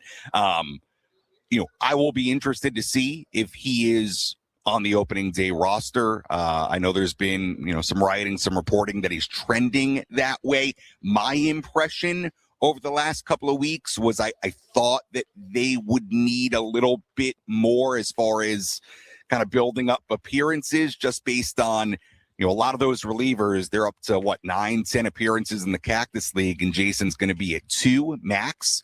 So I thought he would need a little bit more time, but maybe not. But the reason I bring up Jason Adam is because you're essentially right now, to me, dealing with 3 bullpen spots. If Adam takes up one of them, well, that's 1 out of the 3. And then you have basically a group here of Bradley Rodriguez, Kyle Hart, Ron Marinaccio, and Alec Jacob that would either fill those last 3 or the 2 if Adam makes the team. So to me, that is the part of the roster where I think we'll have some questions at the end of the day as far as who is going to make it. Marinaccio's out of options. You can option down Jacob. You can option down Bradley. Same thing with Kyle Hart, who I think has a great chance to make the team. I will say Logan Gillespie getting reassigned yesterday kind of makes you wonder if Kyle Hart will make this team as kind of a long man. But the bullpen spots, and especially the Adams situation, to me, that's kind of the final piece that they got to figure out here on the final day. Talking to spring training Sam Levitt. And Sam, I saw the video of you calling an Ethan Salas home run. Woo, Congratulations buddy. on the spring breakout game, which you got to do again, and some interesting developments during that game. Give us your kind of overview for people who didn't catch it on Saturday. Yeah, it was fun. I thought the Padres prospects did a really nice job. what was interesting about that game, and look, it's true about the Padres system. It's a very, very young system. I mean, there's talent, but it's young, especially on the pitching side of things. So, they're going up against a Cubs prospect team where you're looking at a lot of the numbers, and it's guys who spent all of last year at AA and AAA in a lot of spots. So even though they're all minor leaguers on the same field, it did feel like there was a bit of a discrepancy there. But the Padres prospects really held their own. And I will tell you, Ethan Salas put on a show. He had a single, a stolen base, a 3-run home run that he crushed. He threw out 2 guys at second base trying to steal. He had a sac fly and an RBI later in the game. He was great. He put on an absolute show, and there's no doubt that his progress is going to be one of the key storylines for the Padres from a minor league standpoint. But even beyond that, Cale Fountain, who's a big, strong guy, they're transitioning him into the outfield this year. He crushed the ball for a solo home run. He's really intriguing, very young, but physically gifted. And then I'll tell you what, the young pitching did a really good job. I mean, the only guy that really struggled was Jackson Delana, who had a rough inning, and that's when the Cubs took the lead and ultimately won the game. But everybody else did a really, really nice job, including some of the young guys. Cruz Schoolcraft looked pretty good. Cash Mayfield was pretty close to a scoreless inning. A better throw from Jorge Quintana for the final out probably gets him out of a scoreless inning. I will give you one name, though, that Padres fans may not know that I thought looked great and is really intriguing. He's very young. He's 18 years old. Lan Hong Su, yes, who the Padres signed out of Taiwan with actually some of the international bonus pool money that was left over in the fall from not signing Roki Sasaki. They signed him, and both in the lead up to that game on Saturday, I heard they were very, very excited about him, what he showed at the World Cup in Japan. They signed him, and for whatever it's worth, his appearance, 2 strikeouts, 1-2-3 inning, pouring in strikes. He looked great. And I think it's somebody that you should have on your radar. And I know they're very excited about. He's young. It's going to be a while. And I think he's going to spend some time here at the complex before even going to Lake Elsinore. But he's somebody to keep an eye on. He was very good and he's very intriguing. Sammy, just want to thank you again for your good work. What's your plan? You going to head out before the game today and get home? Wait, one more shot at 70 miles an hour today? I was or going what? to ask, yeah. And I don't know. Maybe one more shot. Give it maybe one more shot. Maybe one more. I've kind of given up. Sink into I'm that stuck at back 66. leg. Sink into that back leg. Maybe one more shot at it. But I'm going to head out probably right around game time. I will stick around this morning, be in the clubhouse this morning. Craig Stammen will speak. I do expect we will get the news on the opening day starter this morning. Don't last quote me team on that. last team in baseball, by the way. No one else is named. Last team in baseball. I would expect we're going to get that news this morning. Again, don't quote me on that. Nikki But P? So we'll do that, and but yeah, I'm going to get out of here. But I'm not going to stay for the game because I don't think any of these, like the roster decisions, I don't think any of this is going to happen today. I think this will be a later in the week thing. So yes, I will get out of here, drive in the daylight, and be back in beautiful Ocean Beach. Be so glad to see by you. Sunset Cliffs. Be so good to see you here, evening. Sammy, on Thursday at Baja Rick's. So we're gonna. What a feeling! Great time.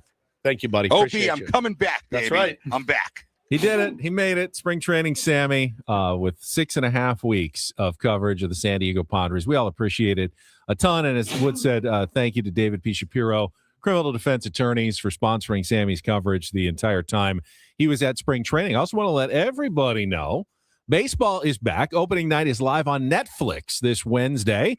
Aaron Judge and the New York Yankees clash with Rafael Devers and the San Francisco Giants. MLB opening night, Yankees Giants live on Netflix, 8 p.m. Eastern, 5 p.m. Pacific. Okay. I have a Little League game, damn it. Ultimately, it's just one of thousands of games over the course of the season. The first one. I want to see how the Netflix broadcast goes. That will be interesting. Yeah. Now, do we know who the broadcasters are for Netflix? They're going to have like Matty V, I think. Matty V, and then it's going to be a local broadcasters joining him during the game. Games where? In San Francisco? In or San in New York? Francisco, Okay, in yeah. San Francisco. On Wednesday. Okay. But, and then they're going to have regular, what night of the week. They're going to have some sort of regular coverage throughout the summer as well. This is what we get to learn on opening week is where to find all of our baseball games. Yeah, for sure. Other than here on 97.3 The Fan, where you can listen to every single. CC Sabathia and Hunter Pence, I believe. Okay. We're going to be with him. A Yankee and a Giants. Yeah, there you go. Right there with Matty Vescursion. I like that. All right, we will come Studio back. team, L. Duncan, and then Barry Bonds, Albert Pujols, and Anthony Rizzo. Ooh, not bad. All right, we'll come back, take on Woods. We've got Craig Elston to talk some SDFC and more. All coming up, hour number 3, next with Ben and Woods on The Fan.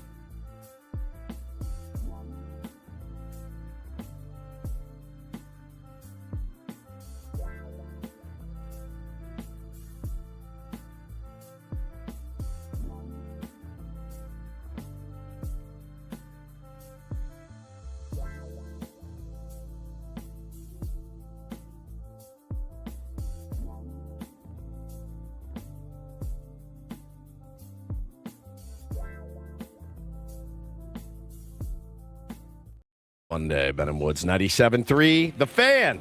A lot going on behind the scenes over here, Ben and Woods. A lot of stuff to plan. We got a lot of events and whatnot. Just trying to get it all dialed in. Getting the calendar all set up. Remember when we were looking at the long off season when the Padres were eliminated, going, okay, we got a few months of non-baseball to fill. And we have done it. We've made it to the week of baseball. But then baseball hits, and it's the opposite problem. Then we have to kind of edit a little bit better because we have more guests. We've got more segments. We got the Padres recap every day. We've got a lot of things to get to. So we got to figure out how to make it all fit going forward. I've always been very proud of our baseball coverage. We get people on and talk about it, hear from the tier ones a lot. The season is where we shine, but I mean, you'd be hard pressed to find a better 3 months of work put in, the first quarter of this year than we had. So I'm very proud I'm thankful and proud. All the tier ones showed up and said, no, because there are those people that are like, oh, I love you guys. I just only listen during baseball. And I always tell them, dude, that got under your skin a little bit. Well, no, I tell them, I go, dude, I get it. I totally get it. Like, I totally understand. I said, but if you like our show during baseball season, I think you'll like it, because I think their fear was, oh man, you guys really get in the weeds on NBA, and we don't. We just have fun. Like, it's been a really fun first quarter. It's gone by really, really quick, and the tier one showed up in droves, ratings wise. So like, I was really, really proud of that. It gives me a lot of hope, because I don't want to go into the season with that lurking headache of the off-season lockout next year. The more and more we hear about it, the more and more statements come out. Brent Rooker put a statement out recently. I love Brent Rooker. I think he's really sharp. Jake Cronenworth talked to us a lot about it at spring training. He's really sharp. At this point in where we are as a country,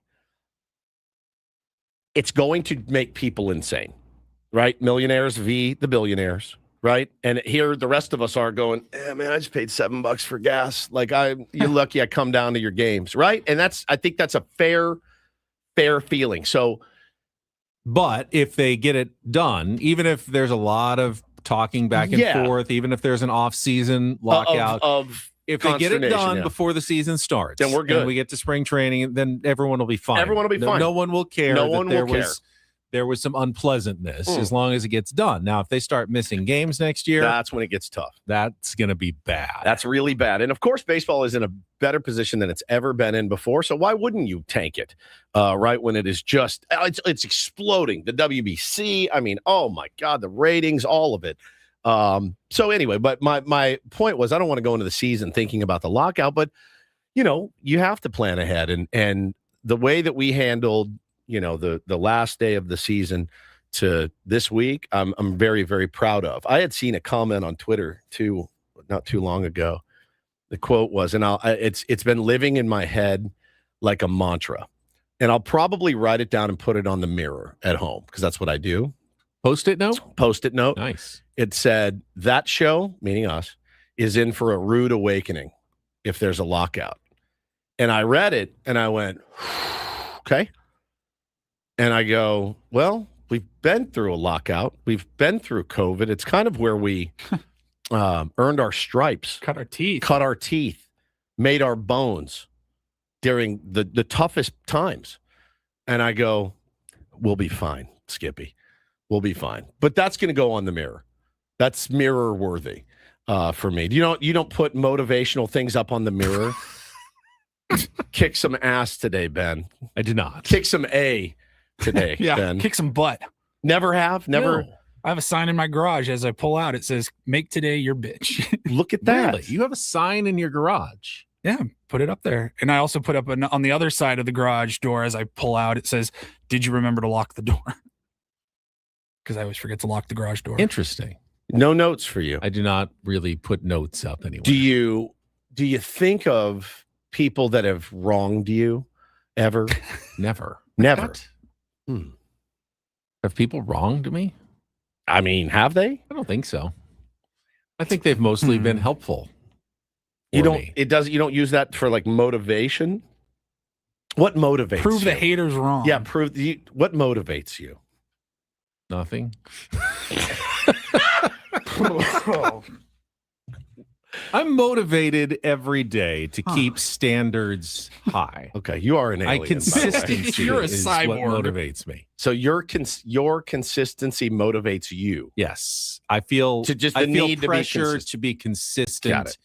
every single day. Okay. I do not necessarily, and this could be a failing, but the brass ring, I'm not the guy who's always reaching for the brass ring. I like dedicated consistency day in and day Sure. out. Which is why- You're a lunch pail guy. yeah. And I rely on you for more of the ambition Okay. and the why we stretching work. ourselves and pushing me a little bit. You push me. That's why we For work. sure. That's why, Yes. because you can't have two of me in here. Right. And you can't have two of me.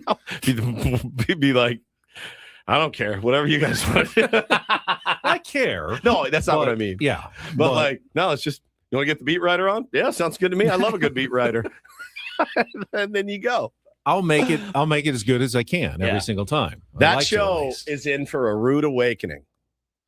Is going to live rent free in my head for a year. And it's what's going to get me out of bed and inspire me to be creative and have fun and do a good radio show every day.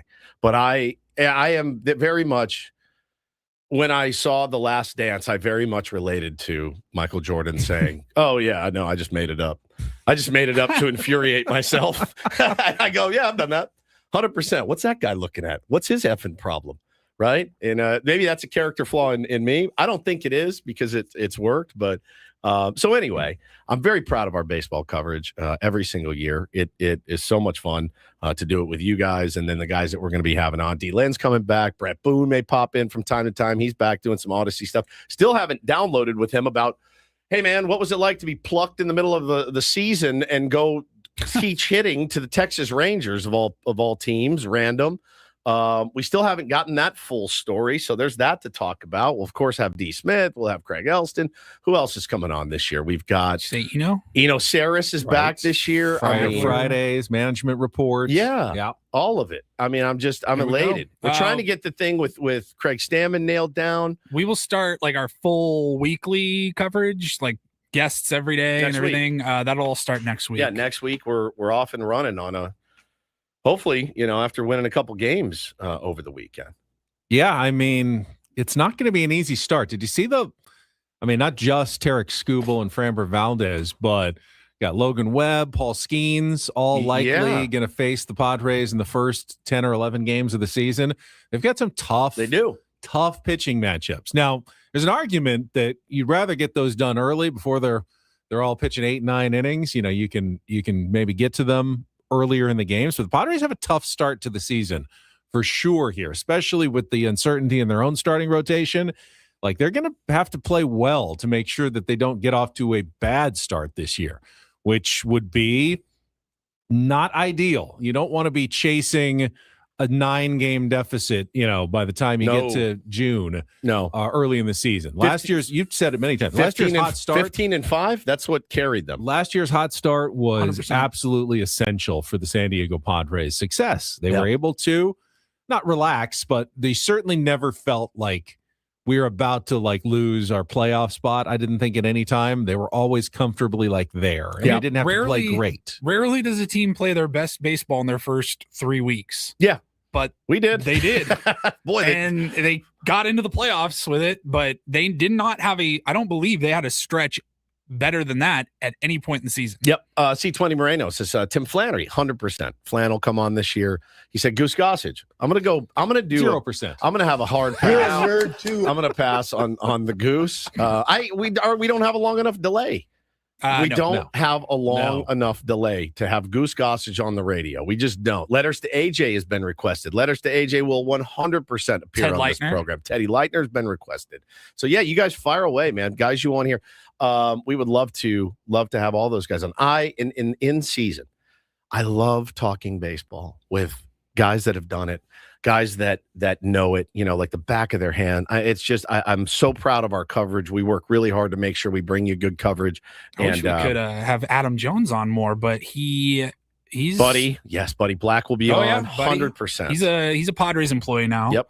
Adam Jones is a Baltimore Orioles employee. They don't want him doing as much media as he's done in the past. San Diego media. I mean, I wanted to get him on during the WBC. Like, who better? to talk about the World Baseball Classic than the guy that made, I don't know, the highlight of the tournament. I know. And he couldn't do it. So I know. So, yeah, that's where we're going to be. We're going to be, we start on Monday as far as knocking it out of the park for the entire season. So very happy about that. We put a lot of thought and effort into it every year. So excited to get that going, show the tier ones what we can all be and, ready to dive into the baseball season, not just the San Diego Padres, all the baseball. I saw a breaking news story this morning. Spencer Strider is going to open the season on the IL. He's got an oblique, and it's just like things have gone from bad to worse. Like if you think we had a bad spring training here in San Diego, Benny, if we win today, we finish 500, which is, whatever. So yeah, like they have lost Schwellenbach, they've lost Strider, Jurickson Profar got popped for steroids. It's really been a tough spring training for them. Matt Scraby, by the way, weighs in. He says, I've been putting notes up on my bathroom mirror since I went to rehab. Extremely valuable exercise. Interesting. Yeah, very good. Does it not look cluttered, messy? No, I just have a couple. Just a couple. I have a couple. Not like giant. It's not. No, it's not. It's not. It doesn't look like True Detective or anything. No. A couple other My wife would not stand. Couple other baseball notes since you brought it up. The Philadelphia Phillies signed pitcher Christopher Sanchez to a new 6-year contract extension, which is interesting because he just signed an extension last year too. This replaces that one. It kicks in next year, but they've decided to give him additional money and additional years after the great season that he had last year for the Phillies. So they locked him up long term. Also, did you see Randy Arozarena said he apologized to Cal Raleigh? Yep. Honestly, Randy Arozarena didn't do anything wrong until maybe afterwards when he publicly lambasted Raleigh for not shaking his hand. If he had handled that privately, that would have all been on Cal Raleigh. Yes. Like, what a stupid thing to even be a thing. It should never have been a thing. He says they're teammates, they're buds, they're good now. I guess you have to take their word for it. We'll probably not know otherwise. I'd imagine the Mariners wanted to put that to bed before opening day and not leave a bunch of questions for reporters to continue to like, how are things here in the locker room? Are they okay still? Are you guys all right? It would drag on for 162. Really, it would. It would drag on for the entire season. You got to put that to bed ASAP. Get ready for your season. The Mariners making Randy apologize is gross. I don't know that they made him apologize. Randy was in. You don't know wrong. that they didn't. Randy was in the wrong the way he handled it. They probably. Cal was in the wrong for not just dapping up his teammate. Like some stupid macho competition thing that was totally unnecessary by Cal. But Randy went over the top in the criticism. He was hurt. Personal attack on Cal after the game in the World Baseball Classic. He did not need to do that. Yeah, he was hurt. Hurt people, Benny. Don't you know that? Hurt people. I'm hurt by your friend's suggestion. You want to tell everybody? Well, I was playing golf with Scotty. He listens to the show. Scotty is Ben's best friend. Yeah, and Scotty, like you, is very much into music. He does all kinds of his own lists and, more classic rock, I think. But he was like, you don't need to play your open again at 8:00. We already hear it at 6. He doesn't want to hear it again at 8:00. The reopen to the show. Right. We got to start over at 8, though. Yeah, that's right. It's like 2-hour shows rather than a 4-hour show. And I tried to explain that to him. Guess what, Scotty? You're going on the mirror. Scotty is now son of a bitch. You have earned your way onto the mirror, bud. They don't need the show open. It's a compliment. Did you defend the show open or did you take Scotty's side? I defended the show open. Finally. Because I love the show open. But his argument was, but it's long, and you guys, I want more of Ben and Woods and Paul. That's nice. And it is a longer music. That's why I like it. It gets me in the right, the right headspace. Yeah. That's the only reason I did. My boss, when I was at 94.9, so I was on a show went belly up. Then they're like, all right, man, you're a DJ now. And I go, oh, okay. I don't know anything about playing music in the mornings. I got to figure this out. I faked it till I made it. So I remember going in and I had an intro, an open. for just me playing songs. Pull up Black Metallic by Catherine. You had Leah your Polly. own DJ show open. So you never hear that. They just go, they switch from one they DJ go to from the next one jock to the between next songs. between songs. That's how it always has worked. But I had a full on, I've always been this way. So this was my open when I was a DJ. So it was next door at 94.9. Day one. Came in, ready to go. This was my open. Just the full song. Right here. Hey, welcome in. It's FM 94.9. It's your old pal Woodsy. Yeah, I got some Coachella passes to give away today. Going to be hearing some Gautier, some Offspring, Sublime, guaranteed. All of those, probably multiple times. Anyway, here's Gautier, and that was it. But I did, and my boss was like, "What? Why do you have an open?" I go, "Why not? Because it sounds cool." It is funny because one of the biggest differences between what we do and what all the shows down the hall do on the music stations is ours we consider to be a show. It's a show. For DJs, it's more considered a shift. It's a shift. Yes, that's exactly. I was the 6 a.m. to 10 a.m. shift, not show. Yeah. We're the 6 a.m. to 10 a.m. show. Correct. Not a But shift. Over there, they do the 6 a.m. to 10 a.m. shift. Yeah. Yeah. There's exceptions. Like our friends John and Tammy, that's a show. Yeah, they play music. Yeah, too. but they also play music. Yeah, but it's a show. They are given more time. I was given about anytime I talked more than 9 seconds, it was like, "Hey man, Electric shock. Can you come in my office?" I'm like, dude, I told like one little story. And he's like, "Enough. Just get to the meat, which is the music. No one cares about you. Play the music." I'm like, "No one cares about the Offspring. I'm telling you. They would rather hear me tell a funny story than listen to the Offspring." And we would go round and around. So then, as I've said before, I started just playing funny fart songs over all the bad songs, and he didn't like that either. Yeah.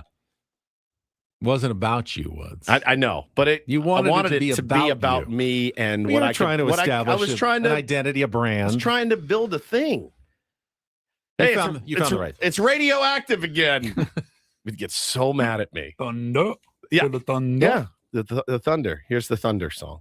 You guys should. Everybody, when they go into work, you should have your own open, no matter what it is you do. I agree. Walk in and have your open. Like, "Oh, look at Jimmy's here!" Like, yeah, let's go. Get your own little JBL. Everyone would enjoy that, right? 100%. Now, Everybody deserves a walkout song or an open. Now, if you work in an office with like 40 people and the first 3 hours of the day, I love it's it. just everyone's open walk-up songs. Yeah, like, "Oh, look who's here!"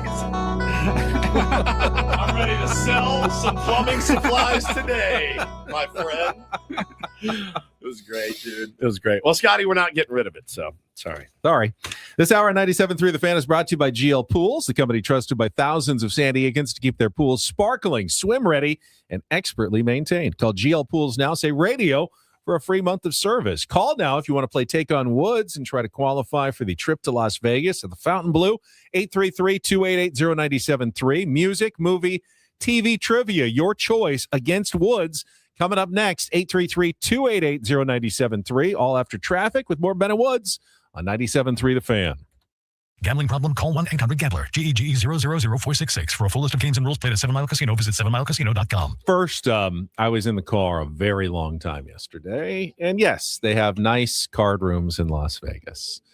But if you can go to 7 Mile Casino and be in the car for 7 minutes as opposed to 7 hours, which is what I was in the car yesterday, that's a no-brainer every single time. It is so convenient and so nice once you get there for all kinds of card players in San Diego. Yeah, you're absolutely right, Benny. They got the Texas Hold'em, Pai Gow, Baccarat, and, of course, California-style blackjack.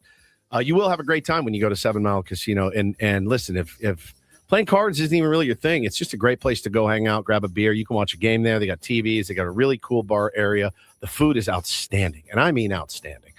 Go give it a try yourself. You're not gonna waste a bunch of time in the car, man. It's just 7 minutes from downtown. Yeah, and we all have limited time, so take advantage of it. Maximize it when you're having fun rather than driving by going to 7 Mile Casino. It's just 7 minutes from downtown.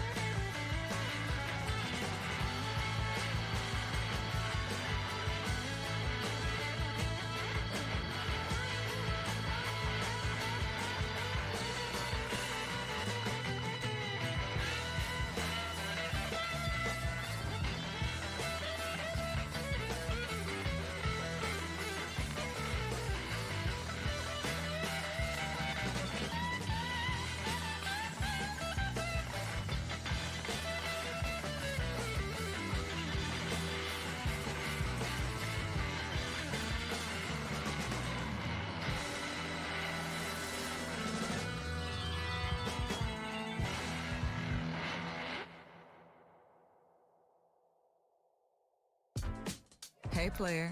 This is all yours. This room with this view. This speakeasy with this cocktail. Hey, could you make that too? The spa with this. Ah. And this pool on this roof. This is all for you. The all-new Hamul Casino Resort. Now open.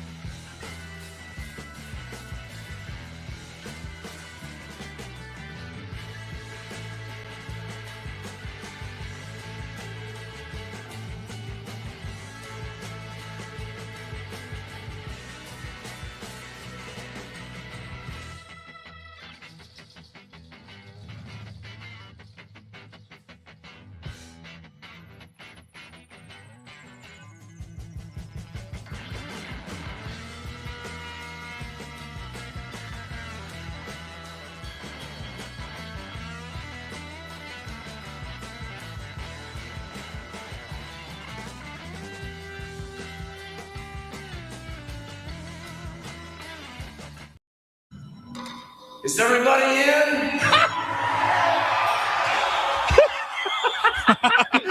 Is everybody in?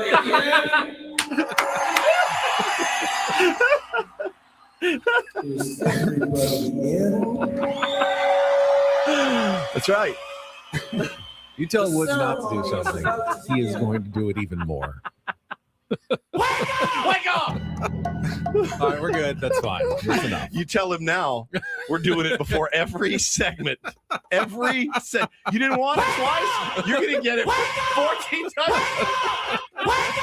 14 times a day. Oh, I just had a stroke. All right, get your head right at 8:27. I'm screaming, dude. I'm screaming. We need to find somebody who is in to take on Woods. In fact, we got some contestants on the line. We got Craig coming up, so we got to get to our game. Let's play it. It is time to take on Woods.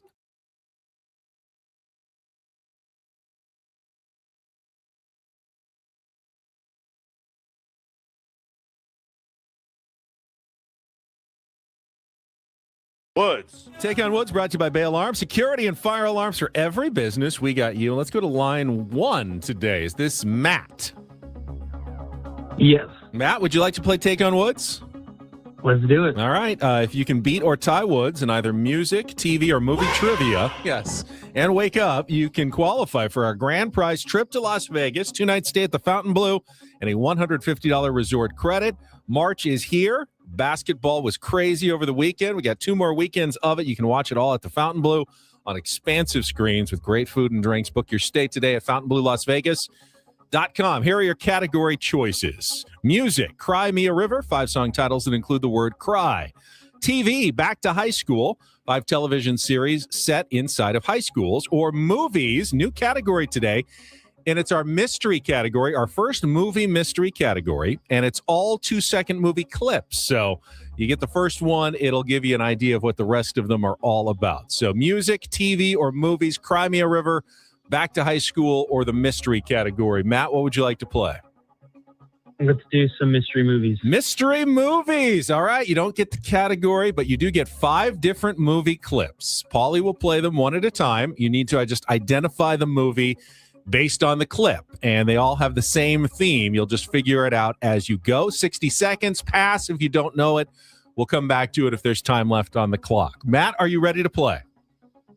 Let's do it. All right, it's our first ever all 2-second movie clip category. Your time begins when Paul plays our first clip. Good luck, Matt. Let's take on Woods. Molly, you in danger, girl. Pass. Second clip. I see dead people. The Sixth Sense. Correct. Third clip. Here's Johnny.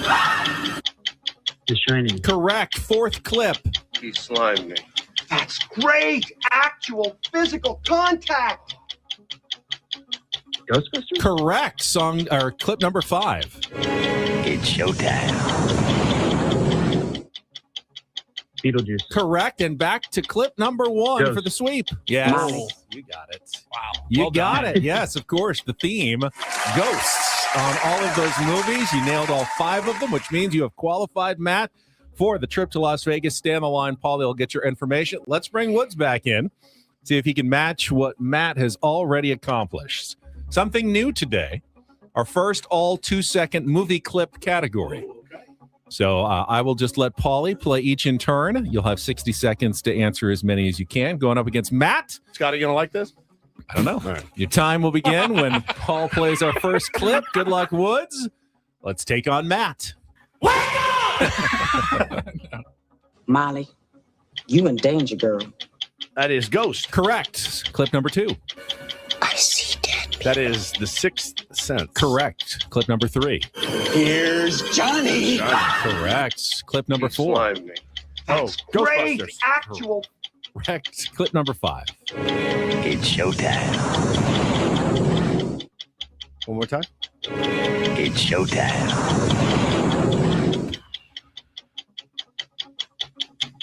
The general sense of the theme here. Yes. It's showtime. Do you recognize the actor's voice? One more time. It's showtime. Poltergeist. Ooh, that's this one's Michael Keaton, and that was Beetlejuice. Beetlejuice, which means Matt, by a 5-4 score, No has beaten you in our first ever 2-second movie clip category. Congratulations, Matt. Well played. That Ghosts was the theme. I didn't like Beetlejuice. You didn't like Really? Beetlejuice? I didn't. Really? Catherine O'Hara? I know. Jeffrey Jones? You don't have to. Why do people always do Winona that? Ryder? They always, Ben always does. he does it. No, I didn't like it. Good music from Danny Elfman. Yeah, One I of do. my favorites. I like Michael Keaton a lot. I probably should. My kids love it, so it's on. It has been on a lot. But I never liked it. Even when I was a kid, I didn't It's like this it. movie where if you say Beetlejuice 3 times, I know what it is. Catherine O'Hara. I know the whole thing. Okay. Hmm? Fair enough. Yep. All right, we will take a timeout when we Really? come back. Michael Keaton, Catherine. I'm trying. I never get. Well, I said it because No, I feel like these are things that Woods generally likes. No Andy McDowell though. True. It never got me when I was a kid. I know it got a lot of my friends. Didn't get me. Fair enough. All All right. right. Craig Fair Elston will join us. We'll talk some SDFC and Padres baseball. Tough. Another draw for SDFC yesterday in late stages of the match. That is coming up next on San Diego's #1 sports station, 97.3 The Fan.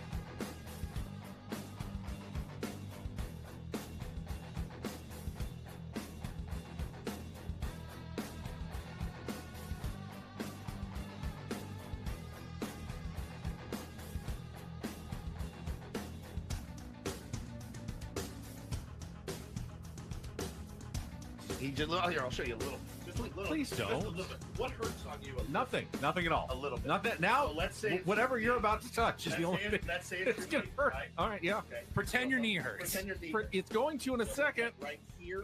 Oh, that is not pleasant. Hey, player, this is all yours.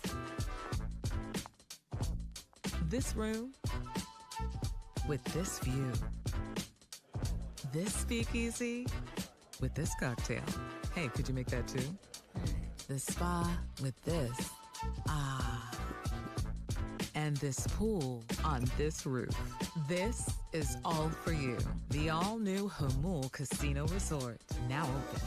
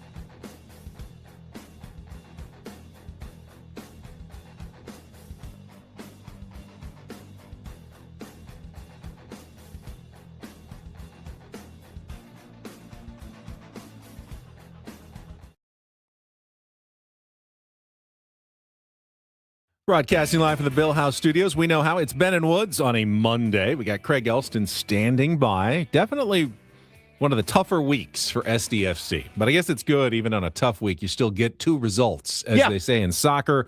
We'll talk about that and more with Craig right after a check of traffic here on 97.3 The Fan. From the 855 Get Ross Traffic Center. Injured? Demand justice. Demand Jurowitz. 855GetRoss.com. Here's Kelly Danick.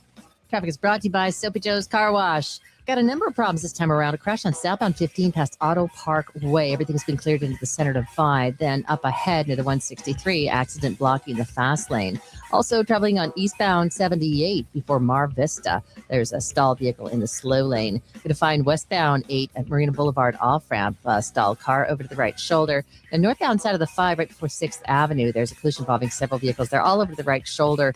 Further north on the 5 near Old Town, we're getting reports of what looks like a rake or some other gardening tool in the slow lane. Santee, get ready to shine. Soapy Joe's is now open on Mission Gorge Road. New vacuums, fresh new look, and the same soapy clean you love. Join now for just $9.99 your first month at any wash club level at Mission Gorge Road only. Visit SoapyJoesCarWash.com for more details. Good, clean fun. And Kelly Danick with Ben and Woods, San Diego's #1 sports station, 97.3 The Fan. There's some Padres opening day tickets to give away on our final hour. But right now, joining us on our SDCCU fan hotline, it's not big bank banking, it's better. Craig Elston. Good morning, Craig. Morning, fellas. How are you? Doing good, buddy. I'm trying to get my new soccer mind in shape, Craig. As you know, I'm a novice, but boy, I was locked in for the entire game last night, and I'm trying to get my head around some of the comments I got back. I tweeted, man, I don't like this meltdown from SDFC here in the last few minutes of the game. The red card, they gave up the equalizer, and I get it. I haven't watched enough to really grasp it, but I did have people like, hey, that wasn't a meltdown. You take the result and you're happy and you move on with the tie, and that's all new for me, Craig. I'm just trying to wrap my mind around it because I looked at that and I go, I don't know, man. I feel like you got to win that game yesterday at home. It's a little disappointing. And anyone who says otherwise is just kind of Pollyannaing the whole thing. Turd polishing. Yeah, right. Indeed. Turd polishing is the official Ben and Woods term. I should always stay on terminology. Look, you look back now over the last two MLS results, and you've got the lead after 80 minutes in both of them. Yes. And you concede in both of them. That's not good. That's not great. It's not horrible in that RSL in particular is a pretty darn good team with some really good attack. Diego Luna changed the match when he came in the second half. So good. He was so good. Yeah, he was really dynamite. So RSL is a team that's going to be a playoff team. They're a quality side, and 2-2 is at least a point in the standings, and it's not dropping 2 matches in the week. But I think more than anything, the thing I was really watching for yesterday was to see if there was a hangover effect from Toluca. And not only just in the whole 4th match in 12 days type thing, but also in does your dauber get down after you get blown out and your system kind of gets shredded in Toluca. And I didn't think that was the case. They conceded early. They came back and scored twice. The team looked generally pretty good. They're starting to show a couple of the seams, on this squad. It's not going to be perfect and dominant every single time. No one should expect it to be, but the way they started the year, it was understandable if you did. There's going to be some mistakes. There's some weakness in the back. There's a lot of youth. You're starting an 18, 19-year-old kid in goal. So there's going to be issues from here to there. And had a VAR gone their way a penalty kick converted, we might not be talking about it at all because they would have won that game. Explain that. Yeah, I know mistakes are made in all sports by officiating, and you have to deal with it. But did we miss something there? How big of a controversy was that? Because it seemed very obvious that was a handball. The question is whether the hand is in a natural position, and that's what the official said after the lengthy review. Let me put it this way. You're allowed to have arms. True. All right. Fair enough. Like, you're allowed to have them on your body. And the key is you cannot use them in an actual attempt to block the ball. But if your arm is in a natural position and the ball strikes it and it wasn't with intent to block, that's what the official is looking for in that circumstance. You can say cut and dry because, yes, it did hit. But the question was the arm in a natural position, or in other words, is the arm where it is when you're moving, right? Or did you extend it in a deliberate attempt to block away the ball? And that was the view. I'm not sure if it was shared by the VAR official, but that was the view of the head official.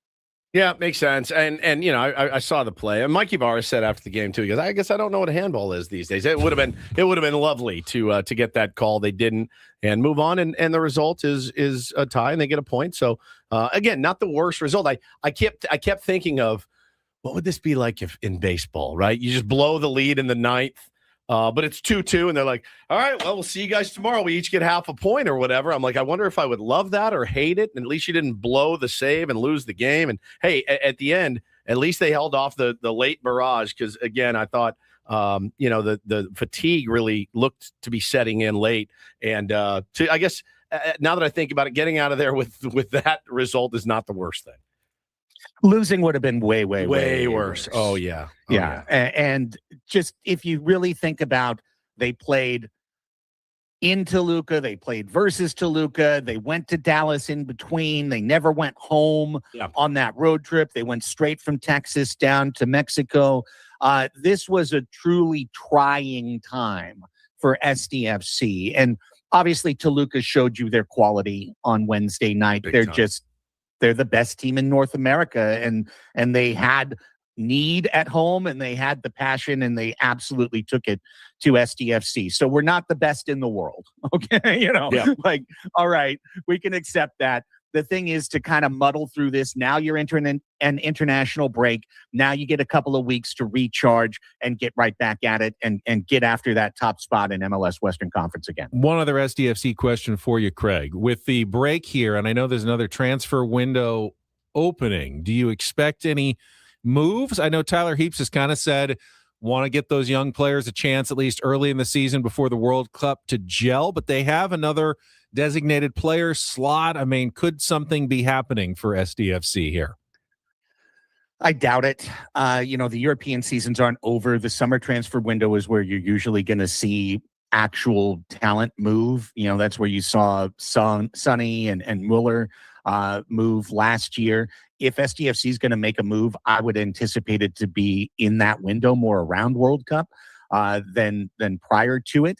And, number 11, he who shall not be named, is still working on a side field at Singing Hills, but I don't see any way to clear him either at this point. So personally, I'm not expecting anything, but with Tyler Heaps, you can never say never.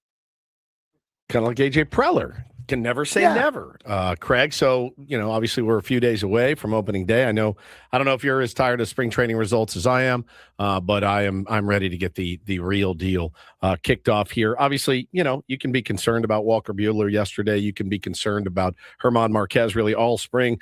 Will the switch flip when the big lights are on? Nobody knows. Nobody knows the answer to that question, but I do think it's important. It's going to be interesting to watch these first couple of turns through the rotation. Yeah, I mean, the last 2 weeks on Padres Hot Tub, we did our worst case and our best case scenarios. Tonight, we're going to put our actual predictions out there. So I'll save that for the show. But I think that this team is in a similar position to where they've been the last couple of years. A couple of big question marks that you go into the season wondering about. Last year, that was catcher and left field. Right? Jason Hayward, Martin Maldonado, Elias Diaz. What are you going to get from these guys? Connor Joe. And the answer was you're going to get nothing. From all four of those guys. And you're going to get nothing, but you're going to start 15-5. That's the craziest part. Yeah. No, right.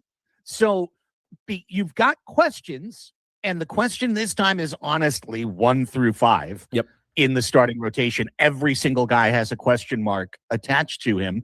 And then you've got things that you feel you can really count on. Your bullpen, you can count on. This lineup, you should be able to count on to be better and more consistent this year.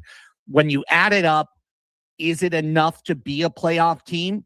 I think it does depend on the variables. But the question to me is, can San Diego kind of outperform where their number was? They've done that each of the last 2 years. I think they can do it again. Obviously, Tatis, Merrill, Machado, Bogarts, those guys' performance goes such a long way towards determining that. The one I want to point is Merrill. Jackson had that incredible rookie season. Last year, he dealt with injuries. I think he strayed a little bit from his form. This is year 3 for Jackson Merrill. He is still a guy I believe has another jump. Oh, yeah. That could be a 5 to 6 WAR type season. And if he puts up a 5-6 WAR type season, that really changes things for San Diego. I believe in him so much this year, from what I've seen. You know, the ball he got to the other day, the ball top of the zone that he hit out off the top of the wall or whatever. He looks locked in right now, and when he's healthy, he's one of the most dynamic players that we've seen. So he's right up there, man, with the most dynamic players in baseball. My last thing for you, Craig, is Fernando Tatis Jr. will lead off against righties, lefties, both, neither. I think it's going to start neither. I think Crony's going to start against righties and maybe Bogarts against lefties. As the We thought so man. too until yesterday's lineup, which then had Fernando leading off. And now Craig Stammen has us once again questioning everything we thought we knew about the San Diego Padres. I mean, the worst answer is also the truest. I guess we'll find out on Thursday. Right. Maybe Manny leads off today, and then we all just all week long we're like, "What the hell's going on?" I would do that just to troll everybody. Yeah. I really would. Manny leads off today. Get him his 1AB and send him back to the clubhouse. That's it. It would make perfect sense, actually. Yeah, to hit Manny lead off today. You know. I will say this on the versus righty side of it, which of course is not opening day because you face Skubal. I do like the Cronenworth, Tatis, Merrill, Machado. Yeah. Top four. I really like that. I saw some folks saying they didn't see Crony as a leadoff hitter. I mean, look at that 368 on base percentage, 12th in all of Major League Baseball last year, even with Tatis. He handles the bat. He knows how to take a walk. He knows how to grind at bats. He knows how to get hit by pitches.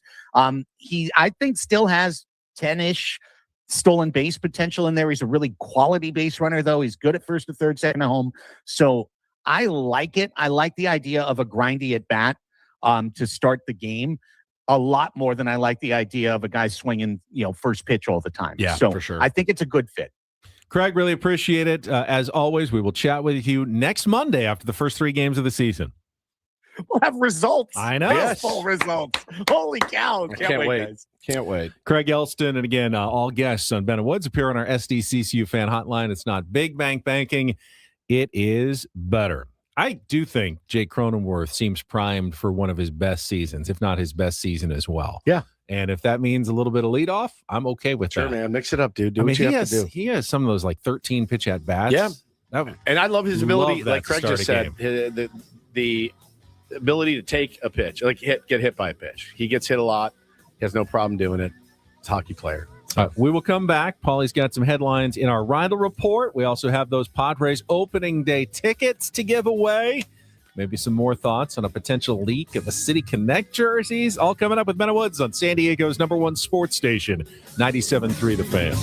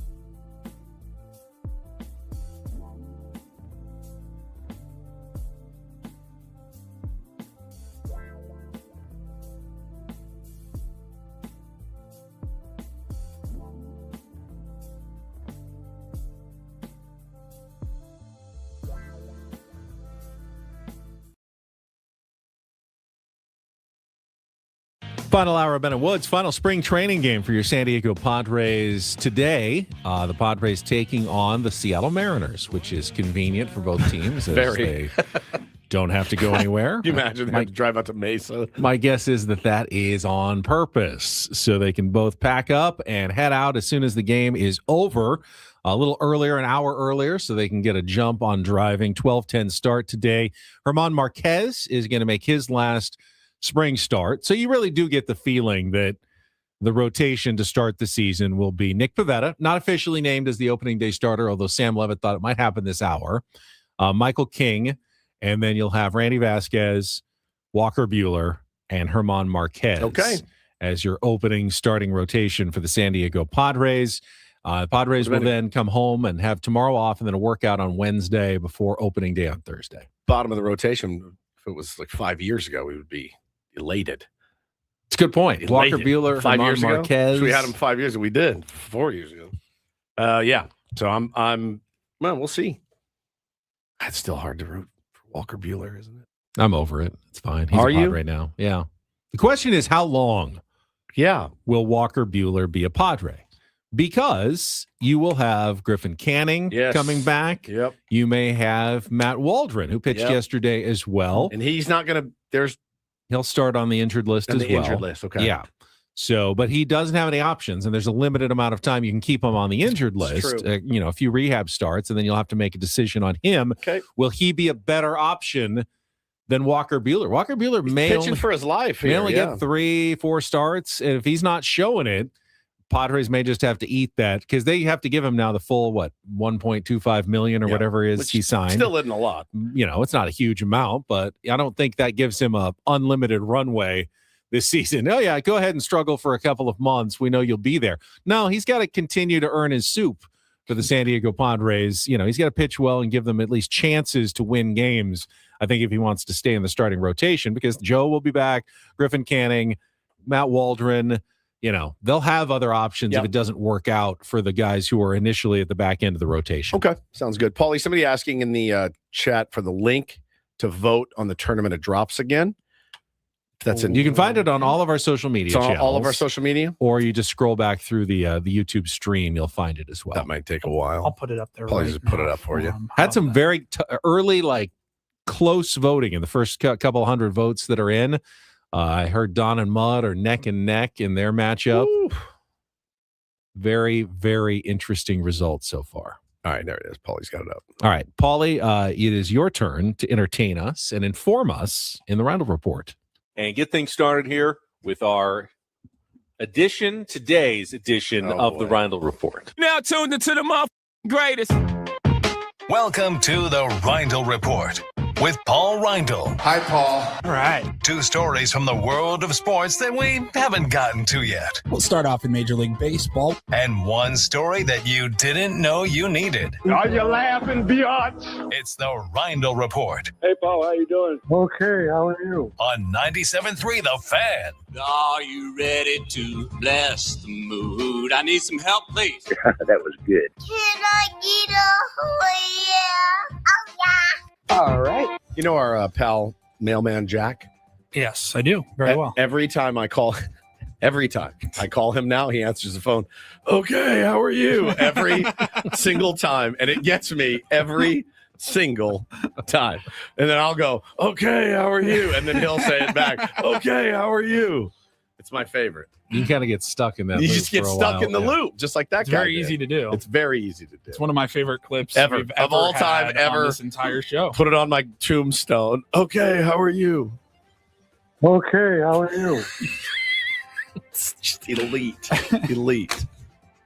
All right, go ahead. All right, we will get started. The NFL, they just always stay in the headlines They do. no matter what time of year it is. They're good at it. We got opening day coming up. You had the first and second rounds of the NCAAs. But some football news this morning. We will start with the newest news. Jackson Smith-Njigba is going to stay with the Super Bowl champion Seahawks. He agreed to a record extension. It's a 4-year, $168.6 million extension. That will make him the highest paid wide receiver in history. It's going to average $42.15 million a year, 120 of that guaranteed for your JSN. Is so So good. 24 years old, set career high in receptions, yards, touchdowns. He's elite, man. Now, it's interesting. Love that guy. Sam Darnold's been a journeyman most of his career. Finally, it all worked out for him. He's the Super Bowl champion quarterback. Like, I guess he's coming back. He would come back next year. But, like, is he the guy for the next 4 years, or are you going to have to get a new quarterback to throw to Jackson at some point down the road? I don't know. I'd look for one in the draft at some point. But that's a guy that you just lock up and you're like, if you can't throw to him, then you're not can't cut throw to out anybody. for our team because he's that good. Yeah. You can like it or not like it. One of the things that makes the NFL fascinating is it's very hard to keep together great teams. And the Seahawks have already lost a number their of key MVP. players like Kenneth Walker III, the Super Bowl MVP, and a couple of other guys that they couldn't re-sign, presumably so they'd have the money for this extension. They had to pick the guy that they wanted the most. And that answer, and I think the correct answer is Jackson Smith and Jigba. But now you're going to have a quarterback decision at some point as well. Yeah, you run it back with Sam Darnold now, but forever and ever? Isn't that Probably wild? not. So, you're Sam Darnold, and you're like, these guys are really going to be on my ass from day one next year. I just want a Super Bowl. They're going to be on my ass from day one. If he doesn't get the job done, who are we going to now? I mean, it's that first L. It's going to be definitely more on the Brad Johnson Super Bowl winner side of the Trent coin. Dilfer. Yeah. I feel like people had more faith in Trent Dilfer after he won his. Joe Flacco. Yeah. Still got one. He still got one, man. Can't take that away. Nope. We'll stay in the NFL. What the hell happened with Cam Scatabo over the weekend? This we've all looked. So when I first heard of this, I think on Saturday, I go, "Oh, that's fake, AI or whatever." Yeah. Like it's a troll account or something. Like who? What? There's no way he said that. And they're like, not only did he say it, he was on camera, like on record. Yeah, it was on a podcast. He said it on a podcast. If you missed it, here is Cam Scatabo from the Giants. Is it Scatabo or Scatabo? Scatabo. Here is what he had to say on a podcast appearance recently. You think CTE is a real thing? No. It's an excuse. I think asthma is an excuse too. Yeah. Is that a hot take? No, that's a good That's take. valid. Yes, asthma's fake. Is there anything worse than when you're in 4th grade and someone's huffing and puffing? You're just soft. Yeah, just literally be better. Breathe air. Just literally breathe air. So CTE is a bit. Is an excuse. Yeah. And asthma is also an excuse. Is he serious? I had asthma growing up. I promise you it's real. We know. Very hard to breathe sometimes. Do you use an inhaler now? I do not. I have not needed one for a while, but I had one as a child. It's very cool. Maybe I lean with Cam Scatabo now, knowing that you had asthma as a child. No, I'm not saying that certain kids haven't played up their asthma to get out of running. That's probably happened before in life. My friend, Kevin, whereas I had to do hours and hours of yard work, in the blazing Texas heat, he had asthma, and he never had to do any yard work because of his asthma. The grass, all the grass and the air. And I said, They certainly can trigger asthma. But They did with me. He played tennis. Really? Yeah. Well, when you're not having asthma, you're fine. But when you do, is there a chance? Okay, question. Yeah, I never had it. Yeah.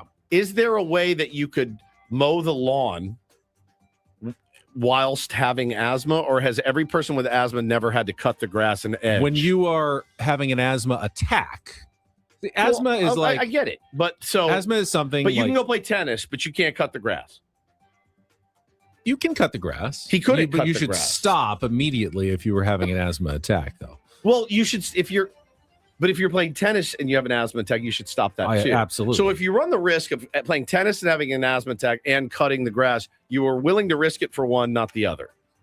Apparently, I will say that that asthma and an asthma attack is one of the scariest things that I've ever experienced in my life. Now, what do you do when you have one? You just hit your inhaler? Yes. What if you don't have it or you're out? The hospital immediately. Did you ever have to go to the hospital? Yes. You did. Yes. Why did you not? I could not breathe. No, why did you not have your inhaler? I didn't. There was when I was first diagnosed. Oh, you didn't my first didn't even asthma. know How you old had were it. you? 6. 6. Yes. All right, like right around Taylor's age. It was the middle of the night, and my mom didn't know what it was either. It wasn't And like I told her I feel like I can't breathe. Wow. But we She always felt bad and guilty about this because she waited until the morning to take me to the doctor. And I would have too. She got scolded by the doctor. Really? I would have. He could have died. I didn't though. But I remember like injections, breathing machine, and everything. Do they do the and then I had the inhaler. allergies are different. You have allergies too, don't you? I also have allergies. I think there's enough, at least medical. Advancement has gotten much better. Well, and especially with CTE as well. Claritin My controls God. my allergies quite well now. I was just gonna say, both on asthma and CTE, we have enough data where, like, I don't know that you should just call it an excuse or fake. Yeah, or it's definitely not anything like fake. that. And there's enough documentation, I think, on both afflictions. And it's pretty concerning that a current NFL player like actually would do that, like say that. Like that's that's wild. He walked it back. He walked it back Yeah. and said, "Oh, I was making a joke." Which if you've ever done a podcast, you say some stuff and then you call them on the drive home and go, "Hey, can you edit that out?" I've done that 100 times. I probably shouldn't have done that. Probably shouldn't have said that. Told that story, and it's definitely happened to me before. But yeah, it didn't surprise me coming from him. But I like that guy, and I think he made a mistake. Yeah. But he is kind of a goofy kind of guy. Yeah. Yeah. Yeah. He bangs his head into brick walls before games. So you tell me. But, Fun. Yeah. That's just an excuse, though. Yeah. All right. And then we will move on. There's some pretty wild stories going on in Hollywood and entertainment world where I didn't even know what to choose for today. But we will focus on how about The Bachelorette? We haven't talked about this.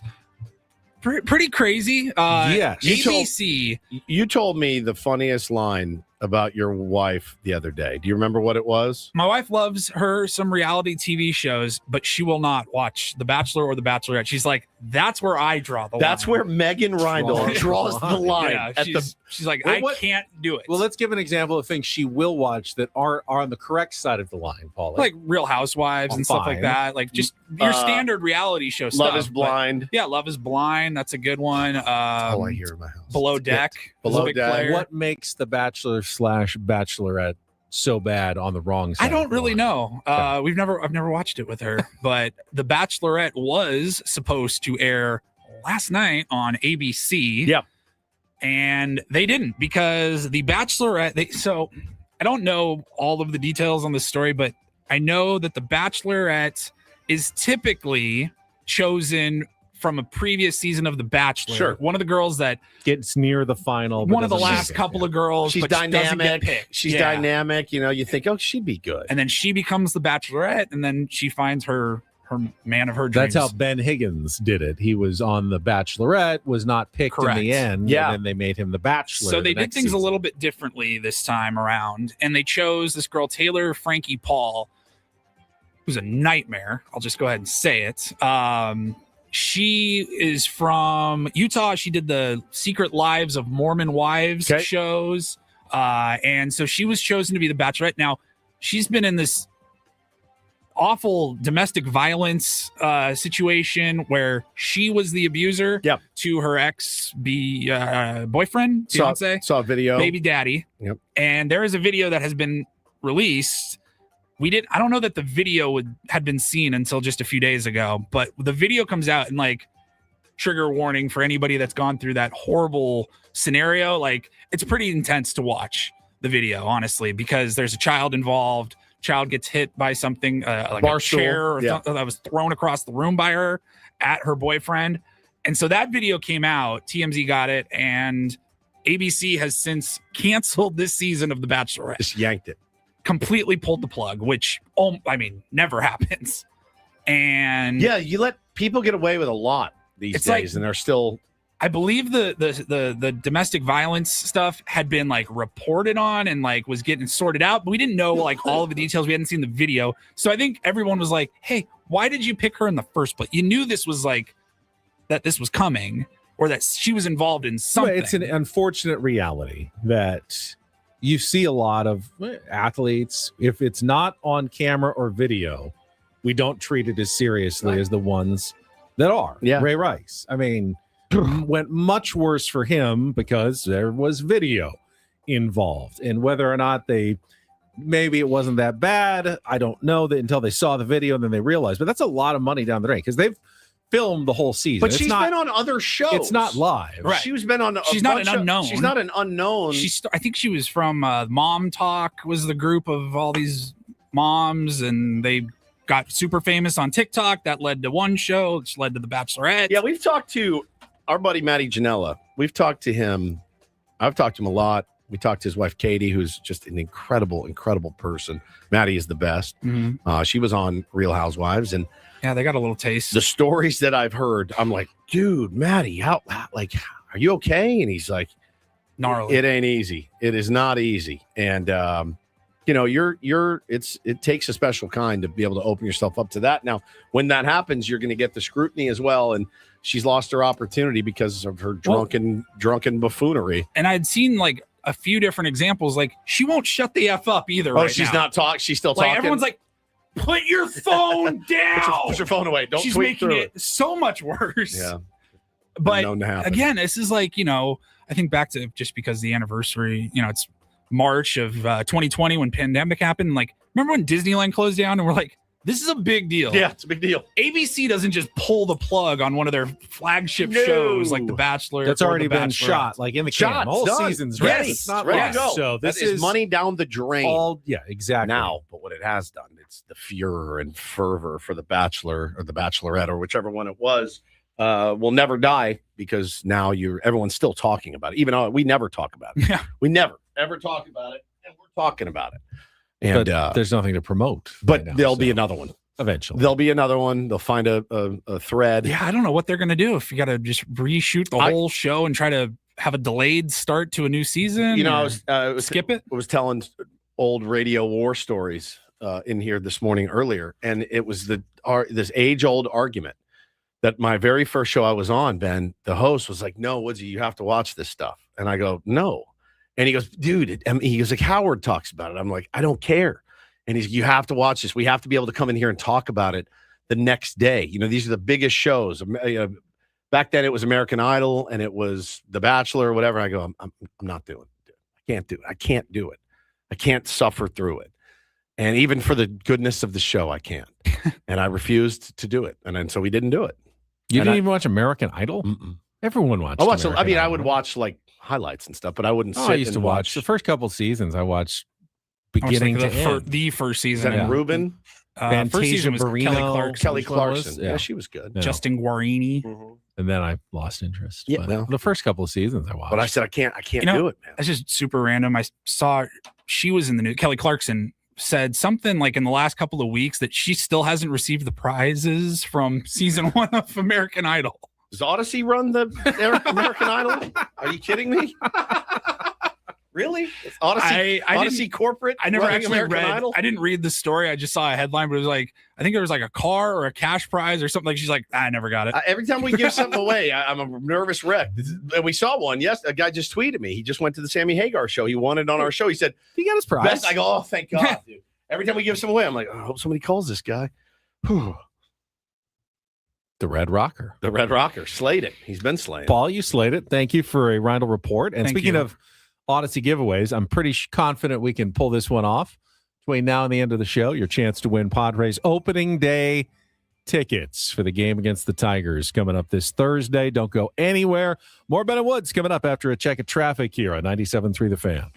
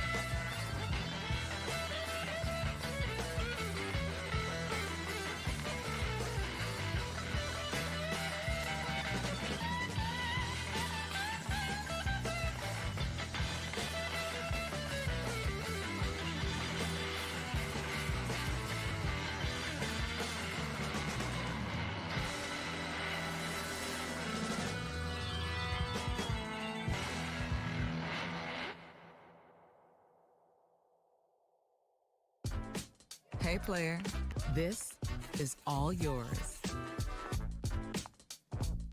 This room with this view. This speakeasy with this cocktail. Hey, could you make that too? The spa with this. Ah. And this pool on this roof. This is all for you. The all-new Hamul Casino Resort, now open.